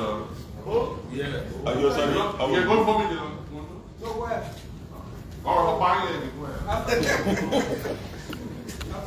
Thank you. The chairman, thank you very much. Madam Nominee, how are you? I'm fine, thank you, Senator. Have you declared your assent for the new position? Not yet, for the old position, yes. Yeah, we need it for the new position. I'll definitely do that. All right. Couple of things, Madam Nominee. Firstly, let me admit your presentation was quite impressive. came across as a very smart and intelligent nominee. I've dealt with you maybe 2, maximum 3 times in your official capacity. And especially in one of those interactions, you were very professional and you came across very well, left a good impression. Unfortunately, there's a general belief out there that you're an aggressive person. I didn't experience that. That's a general belief. Where do you think that's coming from? Unfortunately, we live in a society where when a female is assertive, you consider arrogant. When you are persuasive, you are considered rude. When you speak in a certain tone that would be regarded as showing power and showing leadership, for males is acceptable, for females you do frisky. And I think that is the general perception that I have been made to face in the public. Unless you know me and interact with me, you may never know the real Cornelia, because the first thing that comes to your mind when you see a young progressive woman who carries herself in a particular way is that I want frisky, or she's very aggressive, or she's very rude, until you have the opportunity to work with me. One thing that we also have at our advantage is the age and the gender. So a young man my age will not spend as much time trying to inform or to have people believe that you are their leader. A woman, not just being a woman, but being a young person, most times on the first encounter you are dismissed. So how you project yourself is something that is very important, for again, there is a thin line between it being misconstrued. I can assure you that I'm not an aggressive person, because if you just check the feedback since my nomination, those who I've worked with, those in my schools, those in my former workplace, all of those people have come publicly to attest to my working relationship and what I'm made of. I can assure you that I'm not an aggressive person, and the same Cornelia that you interacted with, the same Cornelia that you face at your first or second interaction is the one that is still here, and I intend to be the same. Thank you. Now, really, when you talk over your current position before your nomination by the president, there was some dismissal made at the Ministry of State. And your action primarily affected those from the opposition. If I'm right, you are now going to the Ministry of Youth and Sports, even though you just told you intend to recruit all of them to your party, and you are now a one-party state. Well, what assurance can you give us that as Minister of Youth and Sports, you will work colorlessly, without color, work with everybody, integrate the youth population? We are all politicians, and I may be young, but at least for the few years that I have been involved in politics, I know that there is something called propaganda. So propaganda is normally used to pin an image that actually doesn't exist, even if it's just the slightest truth in it. Yes, when we went to the Ministry of State, a supplementary payroll containing 700 persons was closed. Was the motive of closing that supplementary to put citizens out of job? No. On that supplementary payroll, I have people that I grew up with who came to me. I have a church sister who doesn't report me on media. The only name she knows is Princess. I have people that I know personally who were on that payroll. But that was an institutional decision that had to be made. And unfortunately, for those who know the work of being a Deputy Minister of Administration, you are the backup. So senior management makes a decision, and you have to implement it. That is your role. That is a test of your leadership. If you shy away from implementing, that's your first failure. I think those steps that were taken are some of the same reason why I'm here today. Because those who have worked with know that when a decision is made as a group and I'm asked to implement it, I implement it, irrespective of what the outcome will come for me. I did not close a payroll containing only sedation. We did not close the payroll to put Liberians out of job. We closed that payroll because the Ministry of State did not have the necessary revenue to pay 700 persons over a period of 1 year. And that was an administrative decision that had to be made. In your presentation, you spoke about, you made reference to different counties, blind men, ancestors, you talked about different issues. But interestingly, you spoke of the sex worker in red light. Could you elaborate on sex worker? So I know it's not a legal field for enterprise here in Liberia, but generally we all know when I say sex workers, for lack of better word, excuse my language at this point, is people who are referred to as prostitutes. In as much as they're not doing a legal line of work, and we might try to rehabilitate them and reform them and put them back into the society, these people exist. And to close your eyes on that reality will be filling a whole segment of the society that needs help from this government. That was why I was very intentional about naming them, because I knew that by naming them, you'll get under the skin of those who culturally do not agree that you must reference those people. We intend to work with them, to rehabilitate them, to show them that there are other means of survival outside of that. And that is the reason why I refer to them in my presentation. Are the sex worker part of the 70,000 jobs? I think the jobs were in the formal sector and not the informal. They are considered informal. No, but the president says short in middle terms. So. I don't believe we are part of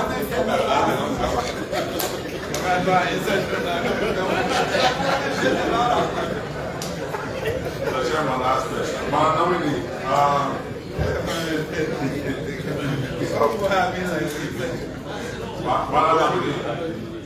So I saw a post of you on Facebook, and I made a comment. And the famous Mo Ali went on the comment and said what he had to say as usual. But interestingly, your response was that you are already a minister in the government. So you didn't get confirmed by the Senate, you just stay where you are. Do you need my vote to go to Ministry of Youth post, or you don't need my vote to stay at the marshal? So I do not only need your vote, I depend on your vote to get confirmed as Minister Designate of Youth and Sports. I'm counting on it because I know that outside of Facebook interactions, hopefully this engagement here today shows that there are greater rates and more pressing issues that we collectively, you and myself, need to work towards to achieve as a government, whether we are from different branches of government or not. So yes, I need your vote, not just your vote, but your support. When we're coming up with a program for Bonding County, I would like for us to sit around the table, you and Senator Tyler and myself, along with the representatives, and decide how to really develop those programs to tie into your agenda and the overall agenda of the government. You can't say no to that one. Thank you. So I want to say something to you, and this won't be a question, just a question that you. I think it was last Friday, your program was scheduled. Or Friday before, something like that. There was this big thing on Facebook. Everybody having meetings here, meetings there. It was very funny. And this is just a caution because our society today, some of the short-term jobs the president was talking about, I think the people that can just go around and just lie. People lie about it. I was sitting, and it's important to reference this, Mr. Chairman. I'm sitting in Senator Amara Connor's office, and Senator Dallas did not come to the office. Amara said, something said you were doing on that Friday, going to Bakolo to the mosque. I said I had a program for me. Senator Dillon said he and Senator Young Twine were going to Dubai that weekend.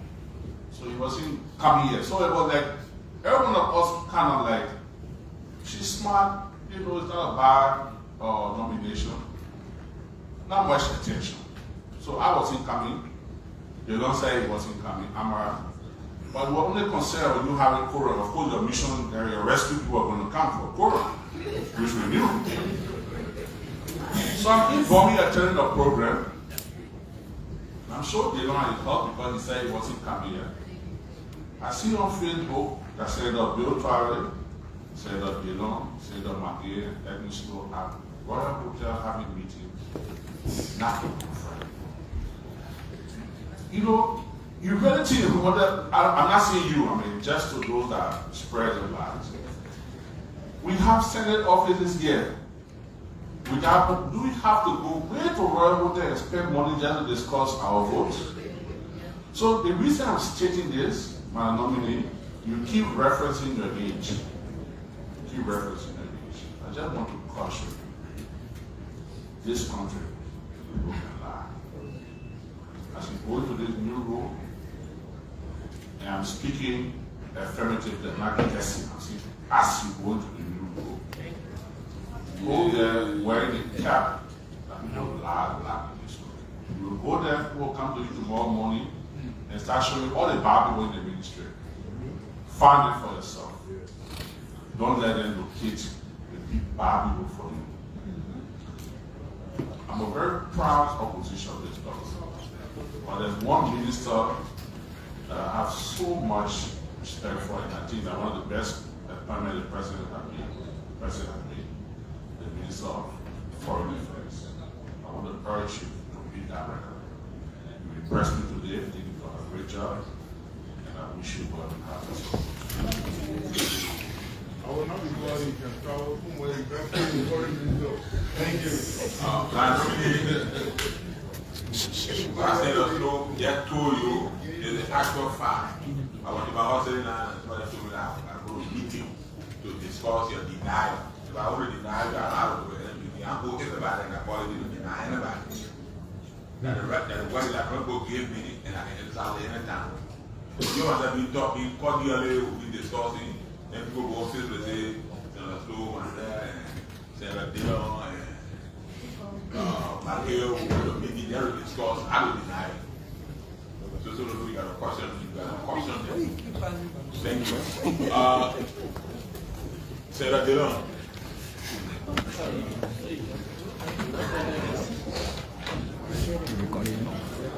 Senator Dillon. Yeah, Mr. Chairman. Thank you.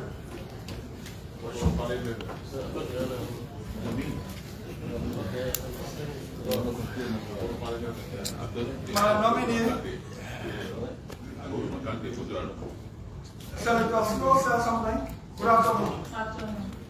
Senator Snow said something, so I just want to. Friday before the last, which was your first scheduled confirmation day, trust me, you were already confirmed by the Senate. All of us. But I will say something. You are Deputy Minister of State. Because of all of us vote, including mine. And you know that. In the Senate, we vote on the record. No yea and nay on the crucial thing. Everybody answers to the vote, yes or no, or absent, or abstain. So when a senator says, I voted for this, the record is there. And you know for a fact, I voted for you.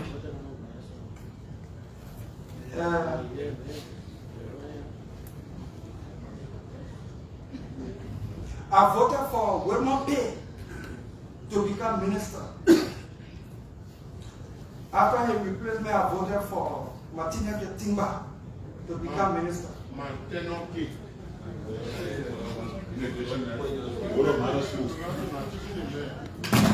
I also voted for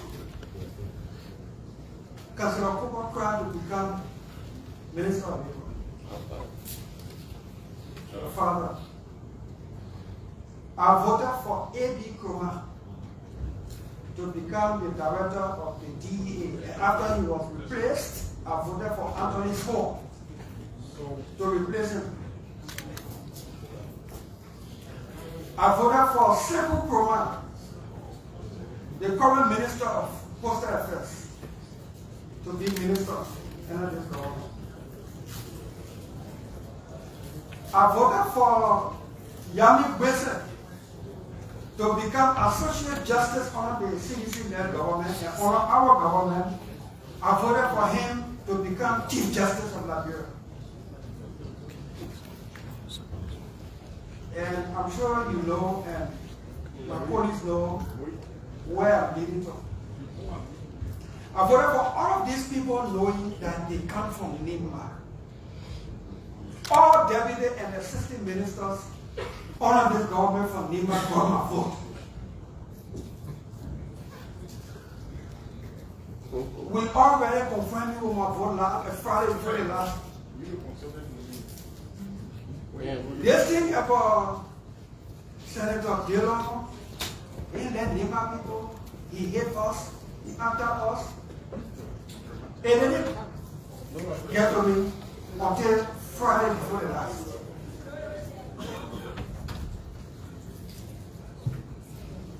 That the Nima Student University Association issued a statement on your confirmation day to the effect that I want to deny you confirmation because you're from Nima and I don't like Nima.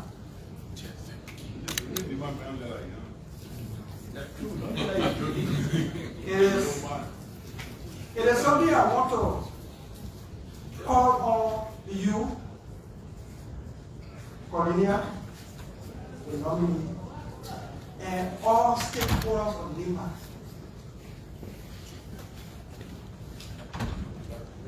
to speak to this.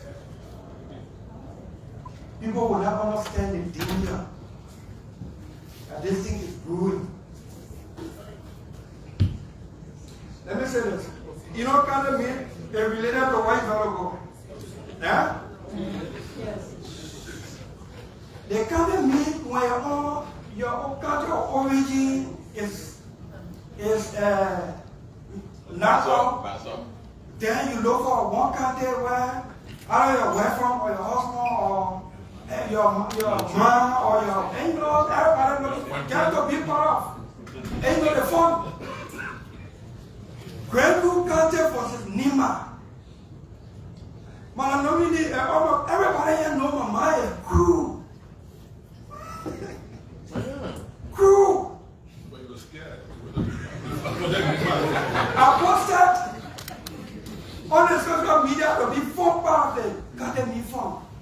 That my man Kruah, one were coming up, all used to see me some palm or where to sweet, eating some more. See the comments on my post from the bias. You hate us. My mother Kruah and Grenville playing. Yeah, there, my mother Kruah as a body Grenville. See the comments. This is one of the best platforms to speak to this. Because it came out on a day you were first scheduled for your confirmation. And all of these things happened that your confirmation was postponed. I want you and stakeholders of Nima to take note of this. I don't hate Nima. I deliberately, knowingly voted for Jeremiah Kruah to be vice president, knowing he's a heartbeat to the presidency, if I'm Nima. None of these names are called, and including my vote for you again. I'm doing so knowing for Nima.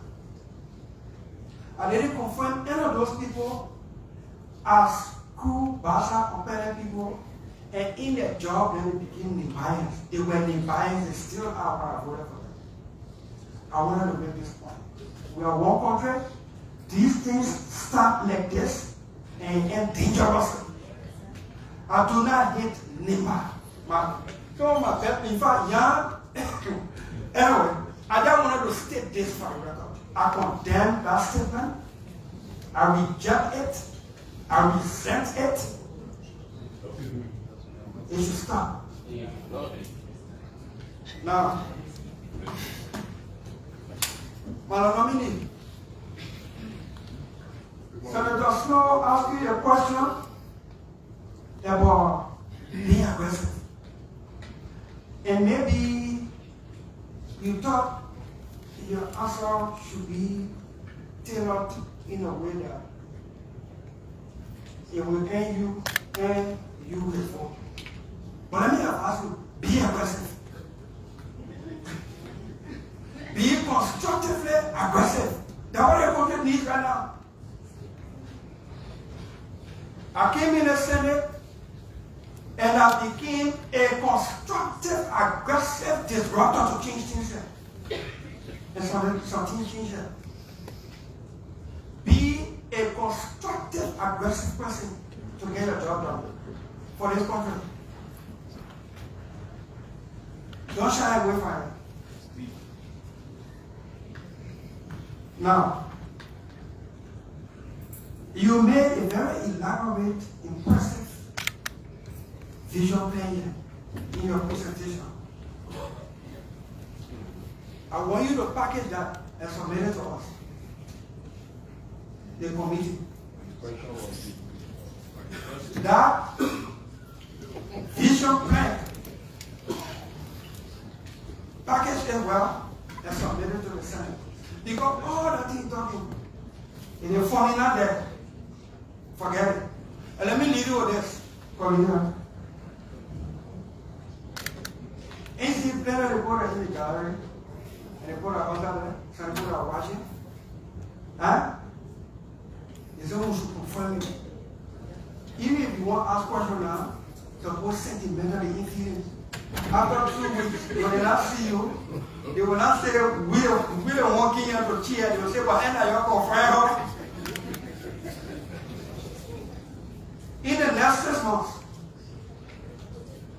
I will rally the Senate for us to call you back in to evaluate your medium-term performance. That means you already have the vote of the Senate. We wish you well. Very much well. Let me give this to you. That thing will demonstrate in your journal with your chat.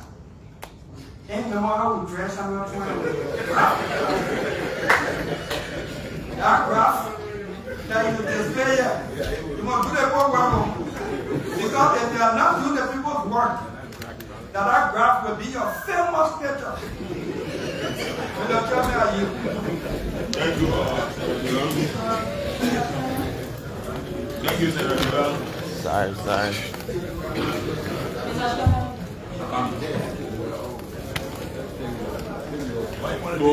To add to Senator Dillon, I want to inform all the people from Liberian that Senator Dillon had come to me and told me that I will confirm the girl to my vote.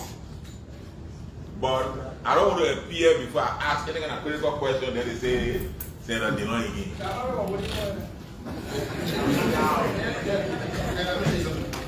And Senator Dillon is right. They control where we're coming from. People kill people in the player just because they were renting in a hospital and maybe they asked them you pay the rent. So your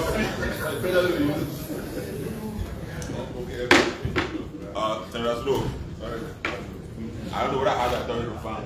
Yeah. Okay. Do I look for a bag to find you? Do you think that for that? So I want to add to what he said. I don't think Senator Dillon hate the people of Lima. And he had no plan to deny you. So please get at the back of your mind that Senator Dillon is a friend to you and he has been advocating for your confirmation. He has not been fighting you. You remember 2018? Let me, I want to explain what a particular scenario. Okay. Your response. So I was about to respond and say that Senator Dillon has not explained the depth of our relationship. In 2018, when I first decided to contest for the by-election in District 13, there were two prominent persons who raised the allocation. We all know how that rally ended, with the rally being disrupted, and we all had to run and go in hiding. So there was a place in District 13 in New Jersey called Basseltown. And thankfully for Senator Dillon and the pro tem, they were right around Basseltown. So all the Bassel people ran to them and they started hiding them in the house. Yeah, they sleep at least. And then they had to hide them. As a result of that, the first time when I was in mainstream politics and Senator Dillon decided to contest for the Senate, I was one of the front runners from the United Party who campaigned for him on both occasions. The first time when he got elected, and the second time we had a team that campaigned for him. It is because I knew that not only did he support me, but I was under an obligation to support him as well. And since that time, we have had that relationship or that political friendship of supporting each other. Something that I intend to continue. In politics, we know most times there may be points of strings, depending on particular times, maybe in specific situations. But I'm from the legal field, I'm a lawyer. And as a lawyer, there is one thing we are taught. When you're in a court, or you're discussing a particular policy, not policy, in this instance I would say policy, but when you have a case, and the two of you disagree on a particular matter, so all of the issues that you raise to answer in the court, by the time you leave that court, those issues remain there. So it is the same way that we intend to approach all of these different instances that we have in that we would come across in this journey, during this journey. That even if I bring the plan, whatever plan we bring, Senator Dillon say your plan too ambitious, and though I am very passionate about doing it, I will ensure that I will move it from there. I will know that it is his oversight responsibility and it's not in bad faith. When that publication came, the first place I saw it from was when Senator Dillon himself shared in one chat room where from. And after a while, Senator Twain reached out to me. Senator Twain was like, oh, but you see, we're not an international report, so I said, I didn't know the people from nowhere. We said, okay, I'm coming, I'll call back because they actually put their numbers there. After a while, he called back. He said, I spoke to them. I said, what did they say? Say the man said, I preempted strike. And that's the youthful exuberance. You don't even have to ask most times, but it's the way the Liberian society look. People feel that they have to do certain things to prove to you that they're so supportive and you owe them your entire life. While we appreciate the support that everyone gave, overwhelming support from the youth community, from the student community, when that particular action was taken, we went a step further to encourage our young people to engage constructively. And you cannot put sentiments or disrespect in the way you engage people for performing the oversight. I want to assure you, Honorable Senator, that as we engage with young people on a daily basis, we'll be working towards shifting that mindset and creating a new way that we see things as young people being more constructive than destructive in our approach. I look forward to working with you. I know that if I work with you here on the Senate floor, there is nothing that I would want to achieve that would be impossible to achieve because you are one of those who knows how to work this floor. And I want to assure you that I remain committed to the political friendship that we have, the interpersonal friendship that we have up to this day. Thank you. Thank you. The Honorable Ali Joseph, political leader.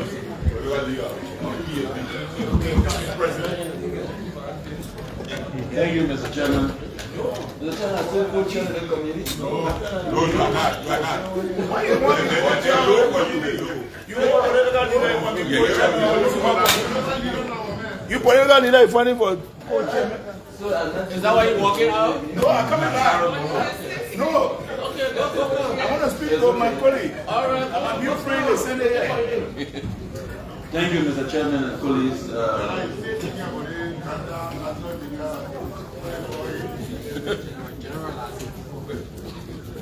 want to say that please protect the Mr. President. Thank you. But I want to say congratulations to you for your preferment. And District 13, I'm former representative District 13. You be a resident of District 13. And I remember walking around your community before for votes and what have you. And I know your family and what have you, I know you personally. But I want to say that while driving here, I was following your presentation. I think very good presentation. And I think it is the responsibility of this Liberian Senate and the committee to look at how do we fund this program, because our youthful population, we have to do something. Things are getting out of control. You have thousands in the marketplaces, and things are not okay, most especially with our youthful population. And I believe with your presentation, listening to you, and your past experiences, other places you have worked, you're going to do a lot of great things as a member of this committee and also representing Mosurado on the budget committee. We look forward to your presentation and asking police so that we can support it. We have to take decisions. Please don't be a content meeting minister.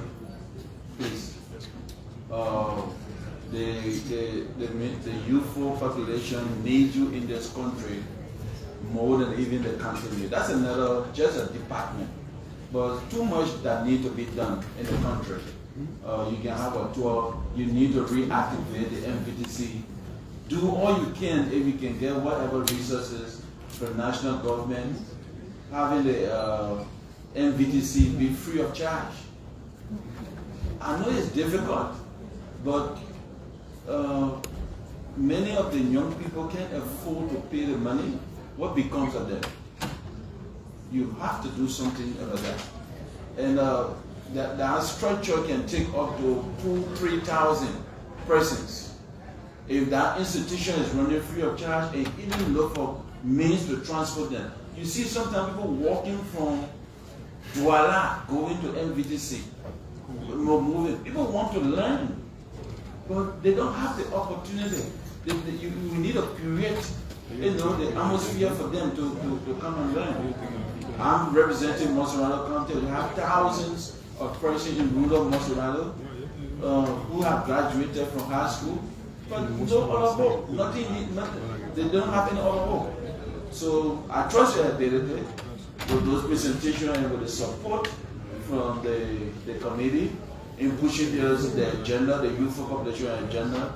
I think we can do it again. So, Mr. Chairman, as former co-chair of this committee, and I of course I'm most secure here. I'm most secure here. So you finished? No. What? Thank you. You finished? So I'll give you my support. And I'm also into vocational technical education in District 13. The complex building can take up to 6,000 persons. I will invite you to see how best we can work together in making sure that we build the capacity of our young people. Thank you so much. Thank you. Honorable Thank you, Mr. Chairman.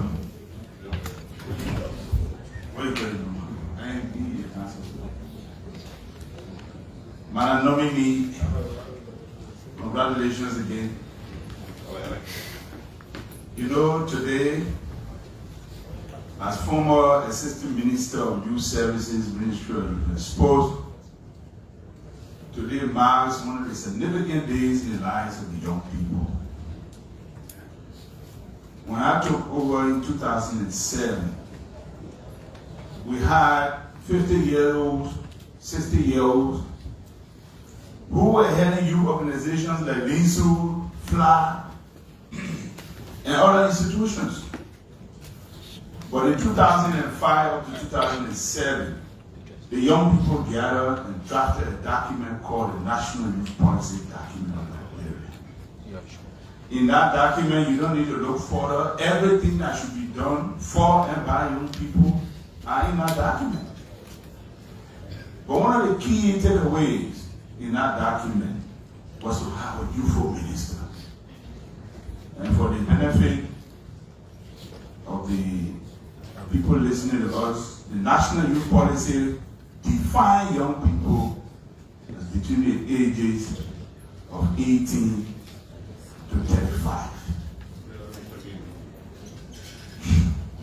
And so today, you being a 35-year-old appointed by His Excellency, it is in fulfillment of that document, and I want to congratulate your appointment and the President for that vision of the young people.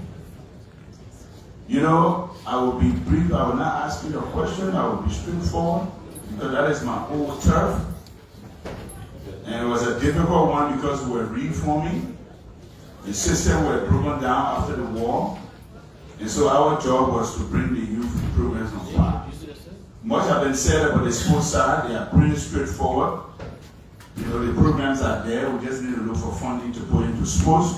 But the most critical area has to do with the youth employability and youth employment.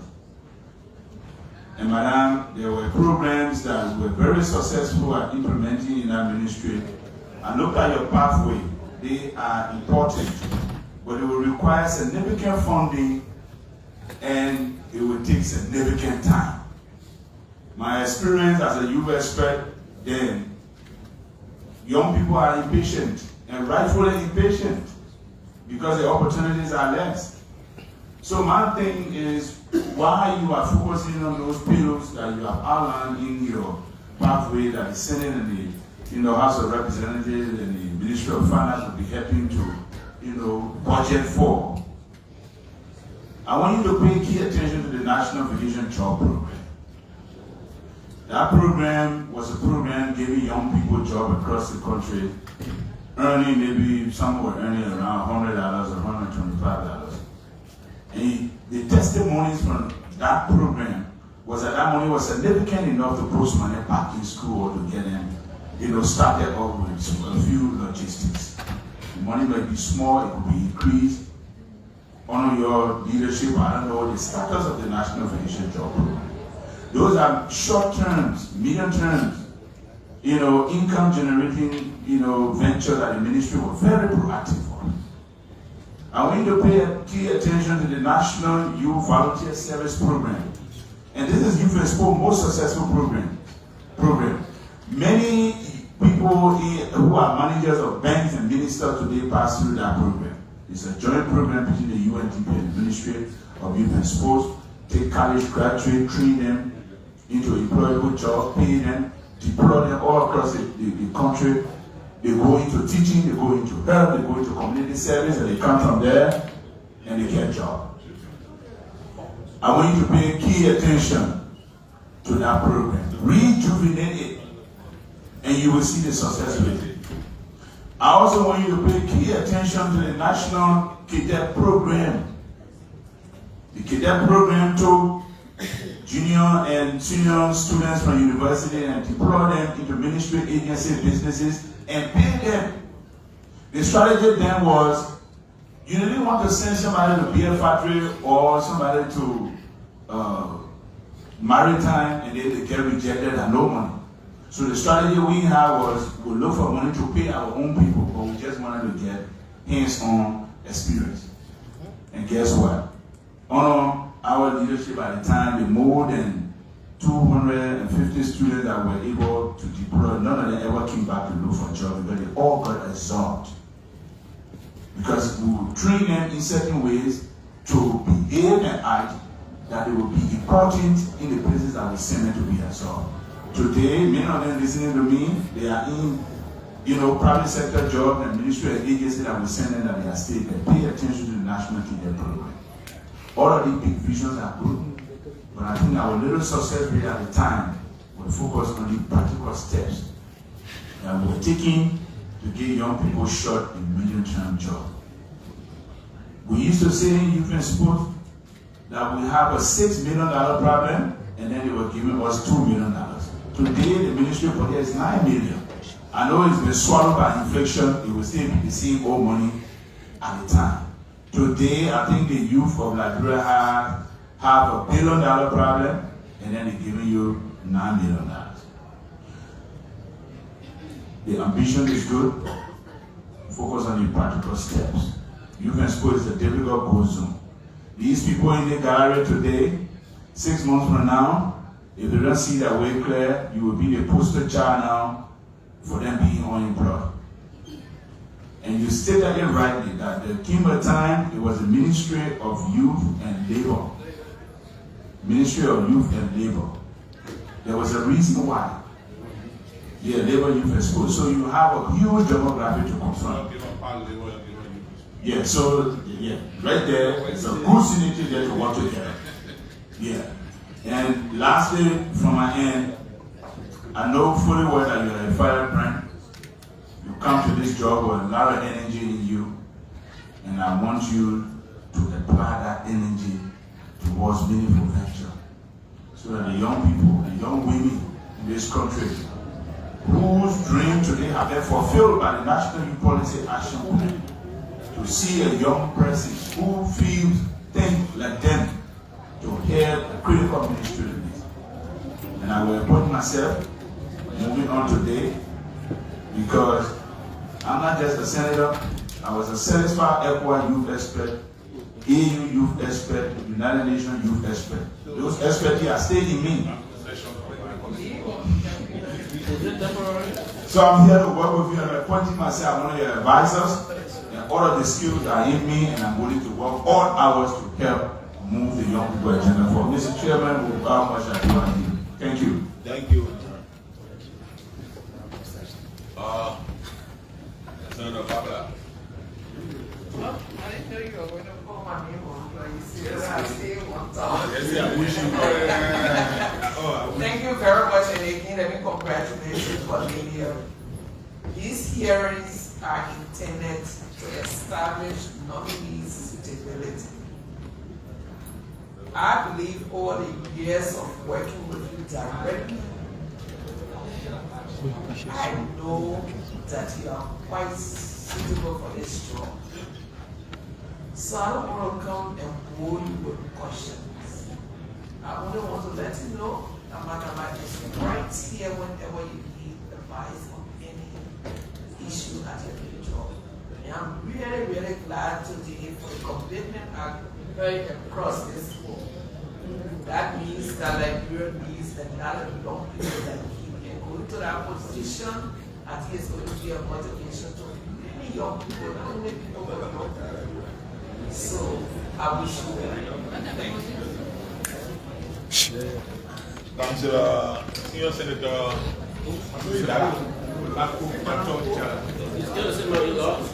my in-law. Okay, thank you, Mr. Chair. 10 years.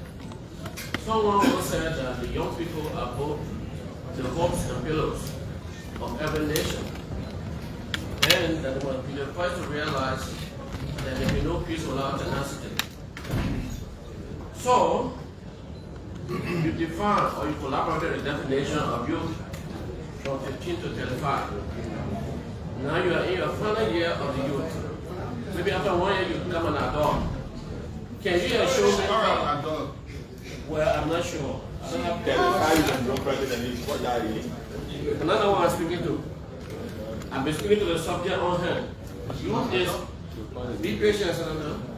Youth is 15 to 35. Am I correct? Yes. It is at 35. Yes. She knew her finality. Can I put you a question? And you say how I get you chance? Yes. Be friendly with me. So, is there, you gave a very good platform. Is there a provision for gender inclusion, giving the young people, the young women, the challenges they have today? Is there a provision for young people at the center of your policy or ambition policy, as well as civic education. Because, you know, civic, we need to learn civic as a supplementary course, you know, as young people to show how intellectual we are. But nowadays, I don't see the civic program. So, the gender inclusion or civic inclusion, do you have any provision? Thank you, Senator. So yes, definitely, just by my being, I'm almost automatically a champion for gender inclusion, being a female. But more to that, my first job, as I mentioned, was with the Angie Brooks International Center for Women Empowerment, Youth Development, International Peace and Security. What we did at the Angie Brooks was to make sure that whatever activity that is conducted, the core of it should focus on gender equality. And that is something that we still intend to work on. As I mentioned in my presentation, I talked about partnership with different institutions. And I mentioned the Ministry of Education. On the issue of the civic education, I think that's one of the things that we can work with them on. If we take over as Minister of Youth and Sports, we'll be able to assess with all of the key partners in the government to see where they are currently, what the different programs are, and how we can blend into those programs.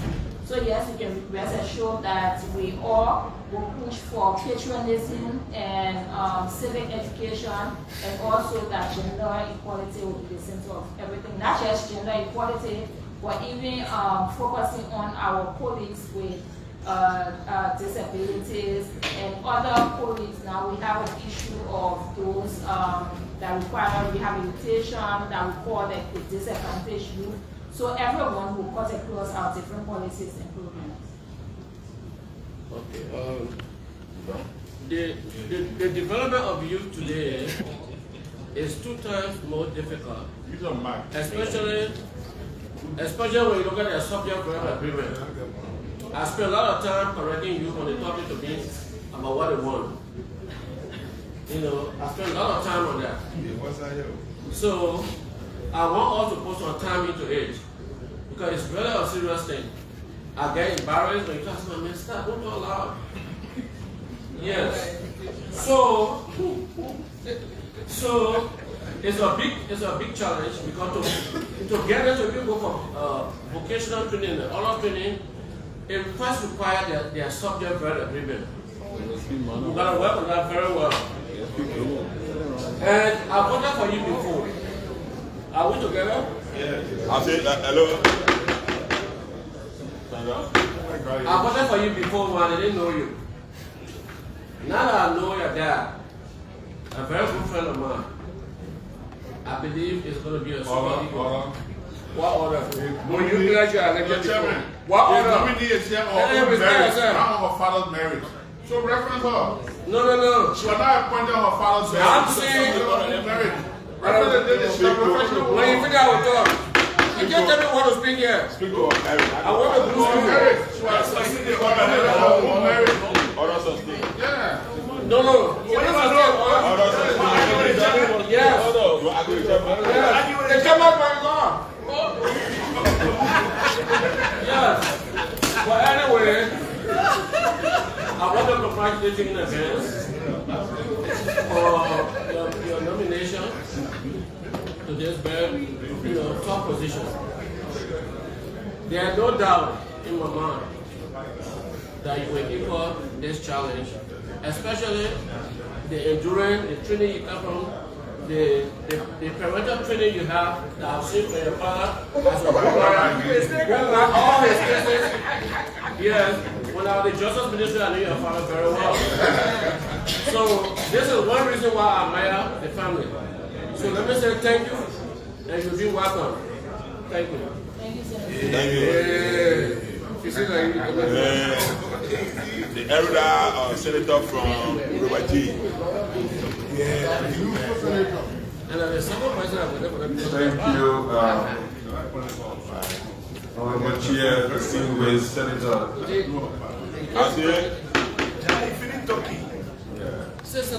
In 1998, some of us were very happy as foot longer when we heard that the now Senator Elvin Snow was elected president of the Liberian Football Association. I guess at the time of election 28. Why did miss you? We were very happy for that.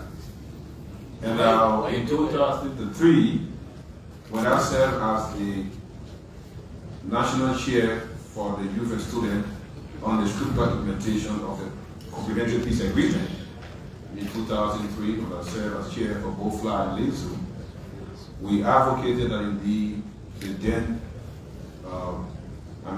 no disrespect to them, but the then Little Gabi, that was in Harris, that of Jefferson Camo, they were above the age, the youthful age, and could not serve.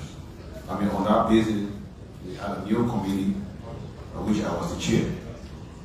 And we kept championing the cause that indeed, that we needed a youth and sport minister at the time. The current Associate Justice of the Supreme Court, Father Karen, was our nominee as young people, born in 1971. So obviously, he was around like 22 years old. That was our nominee. Unfortunately, we didn't get that. And we continue to see older people, no disrespect to them, but we have been championing the cause and indeed we want to see a young person to just set the example to prove that indeed young people can do it. Part of the reason we're electing Liberia County was on the same platform that we can serve as a young person in Liberia County. So with that being said, it will be a mistake if I come having seen all of these plans, qualifications, all the interaction, and holding that there's only one condition set in the Constitution, that by consent of the Senate. And I should consent. It's at my will too to do so. So I need no other justification but to hold to my value that indeed I support you. The young people of Liberia County will support you. They have excellent voice for you. Thank you very much.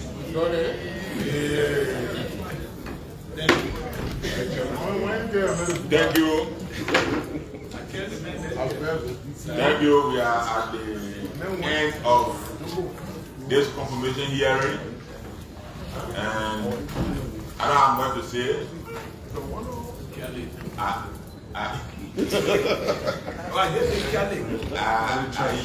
I enjoy your presentation.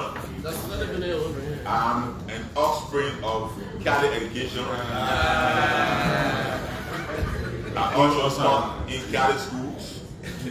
So when you were deliberating, I knew that you were going to be extra great in your deliberation. Oh, Chairman. So you take the committee report? You gotta know you had a good foundation. And that the foundation carrying you on. I want to caution you, when you go down there, please don't convert everybody to using party. Why we say the forces of votes? There are 7, 8, 9 senators here. When you say, well, go down there, I'm going to be everybody, the party people. The former president, you see the same thing. I don't get a chairman chance. You can give me chance. You're talking No. So I know you, we did not understand you properly. You said I will go there, why you work with people, they will join your party. But don't make it compulsory that you start to influence them and go there. Then when the guy here with a year, they will not vote for you. I know you will get about 27, 28 votes from what I see on the floor. You get no opposition. Another thing is, the people say you get a record of sacking people. You went to Minister of State for President Affairs, you dismissed 700 persons. Those who are at the Ministry of Labor, the Ministry of Youth and Sports, they were there for 2 years with Councillor Ko Bagali, and they are there. I hope that you will not go there and then start debasing people, especially because of party affiliation. We're also in government. We have people in rural areas that will work and we not sack anybody from there. I want you to make sure. MPA, LIPA, you name them. So please, don't go there to target other Liberians who are there for the daily bread. Don't target them that are coming here so that you can lose your job. That rural is getting harder every day and people are surviving. So please, until they can do wrong, don't just dismiss them because of party. And I want you to contact your people again, your rescue people, so that you can help me to push and expedite the process so that maybe by this week you can be confirmed so that you can start working.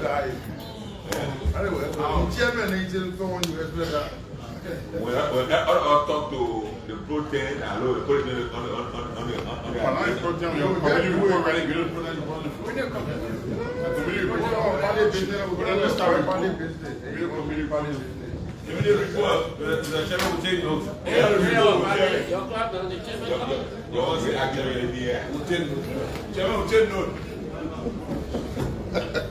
So thank you. Dismiss the witness.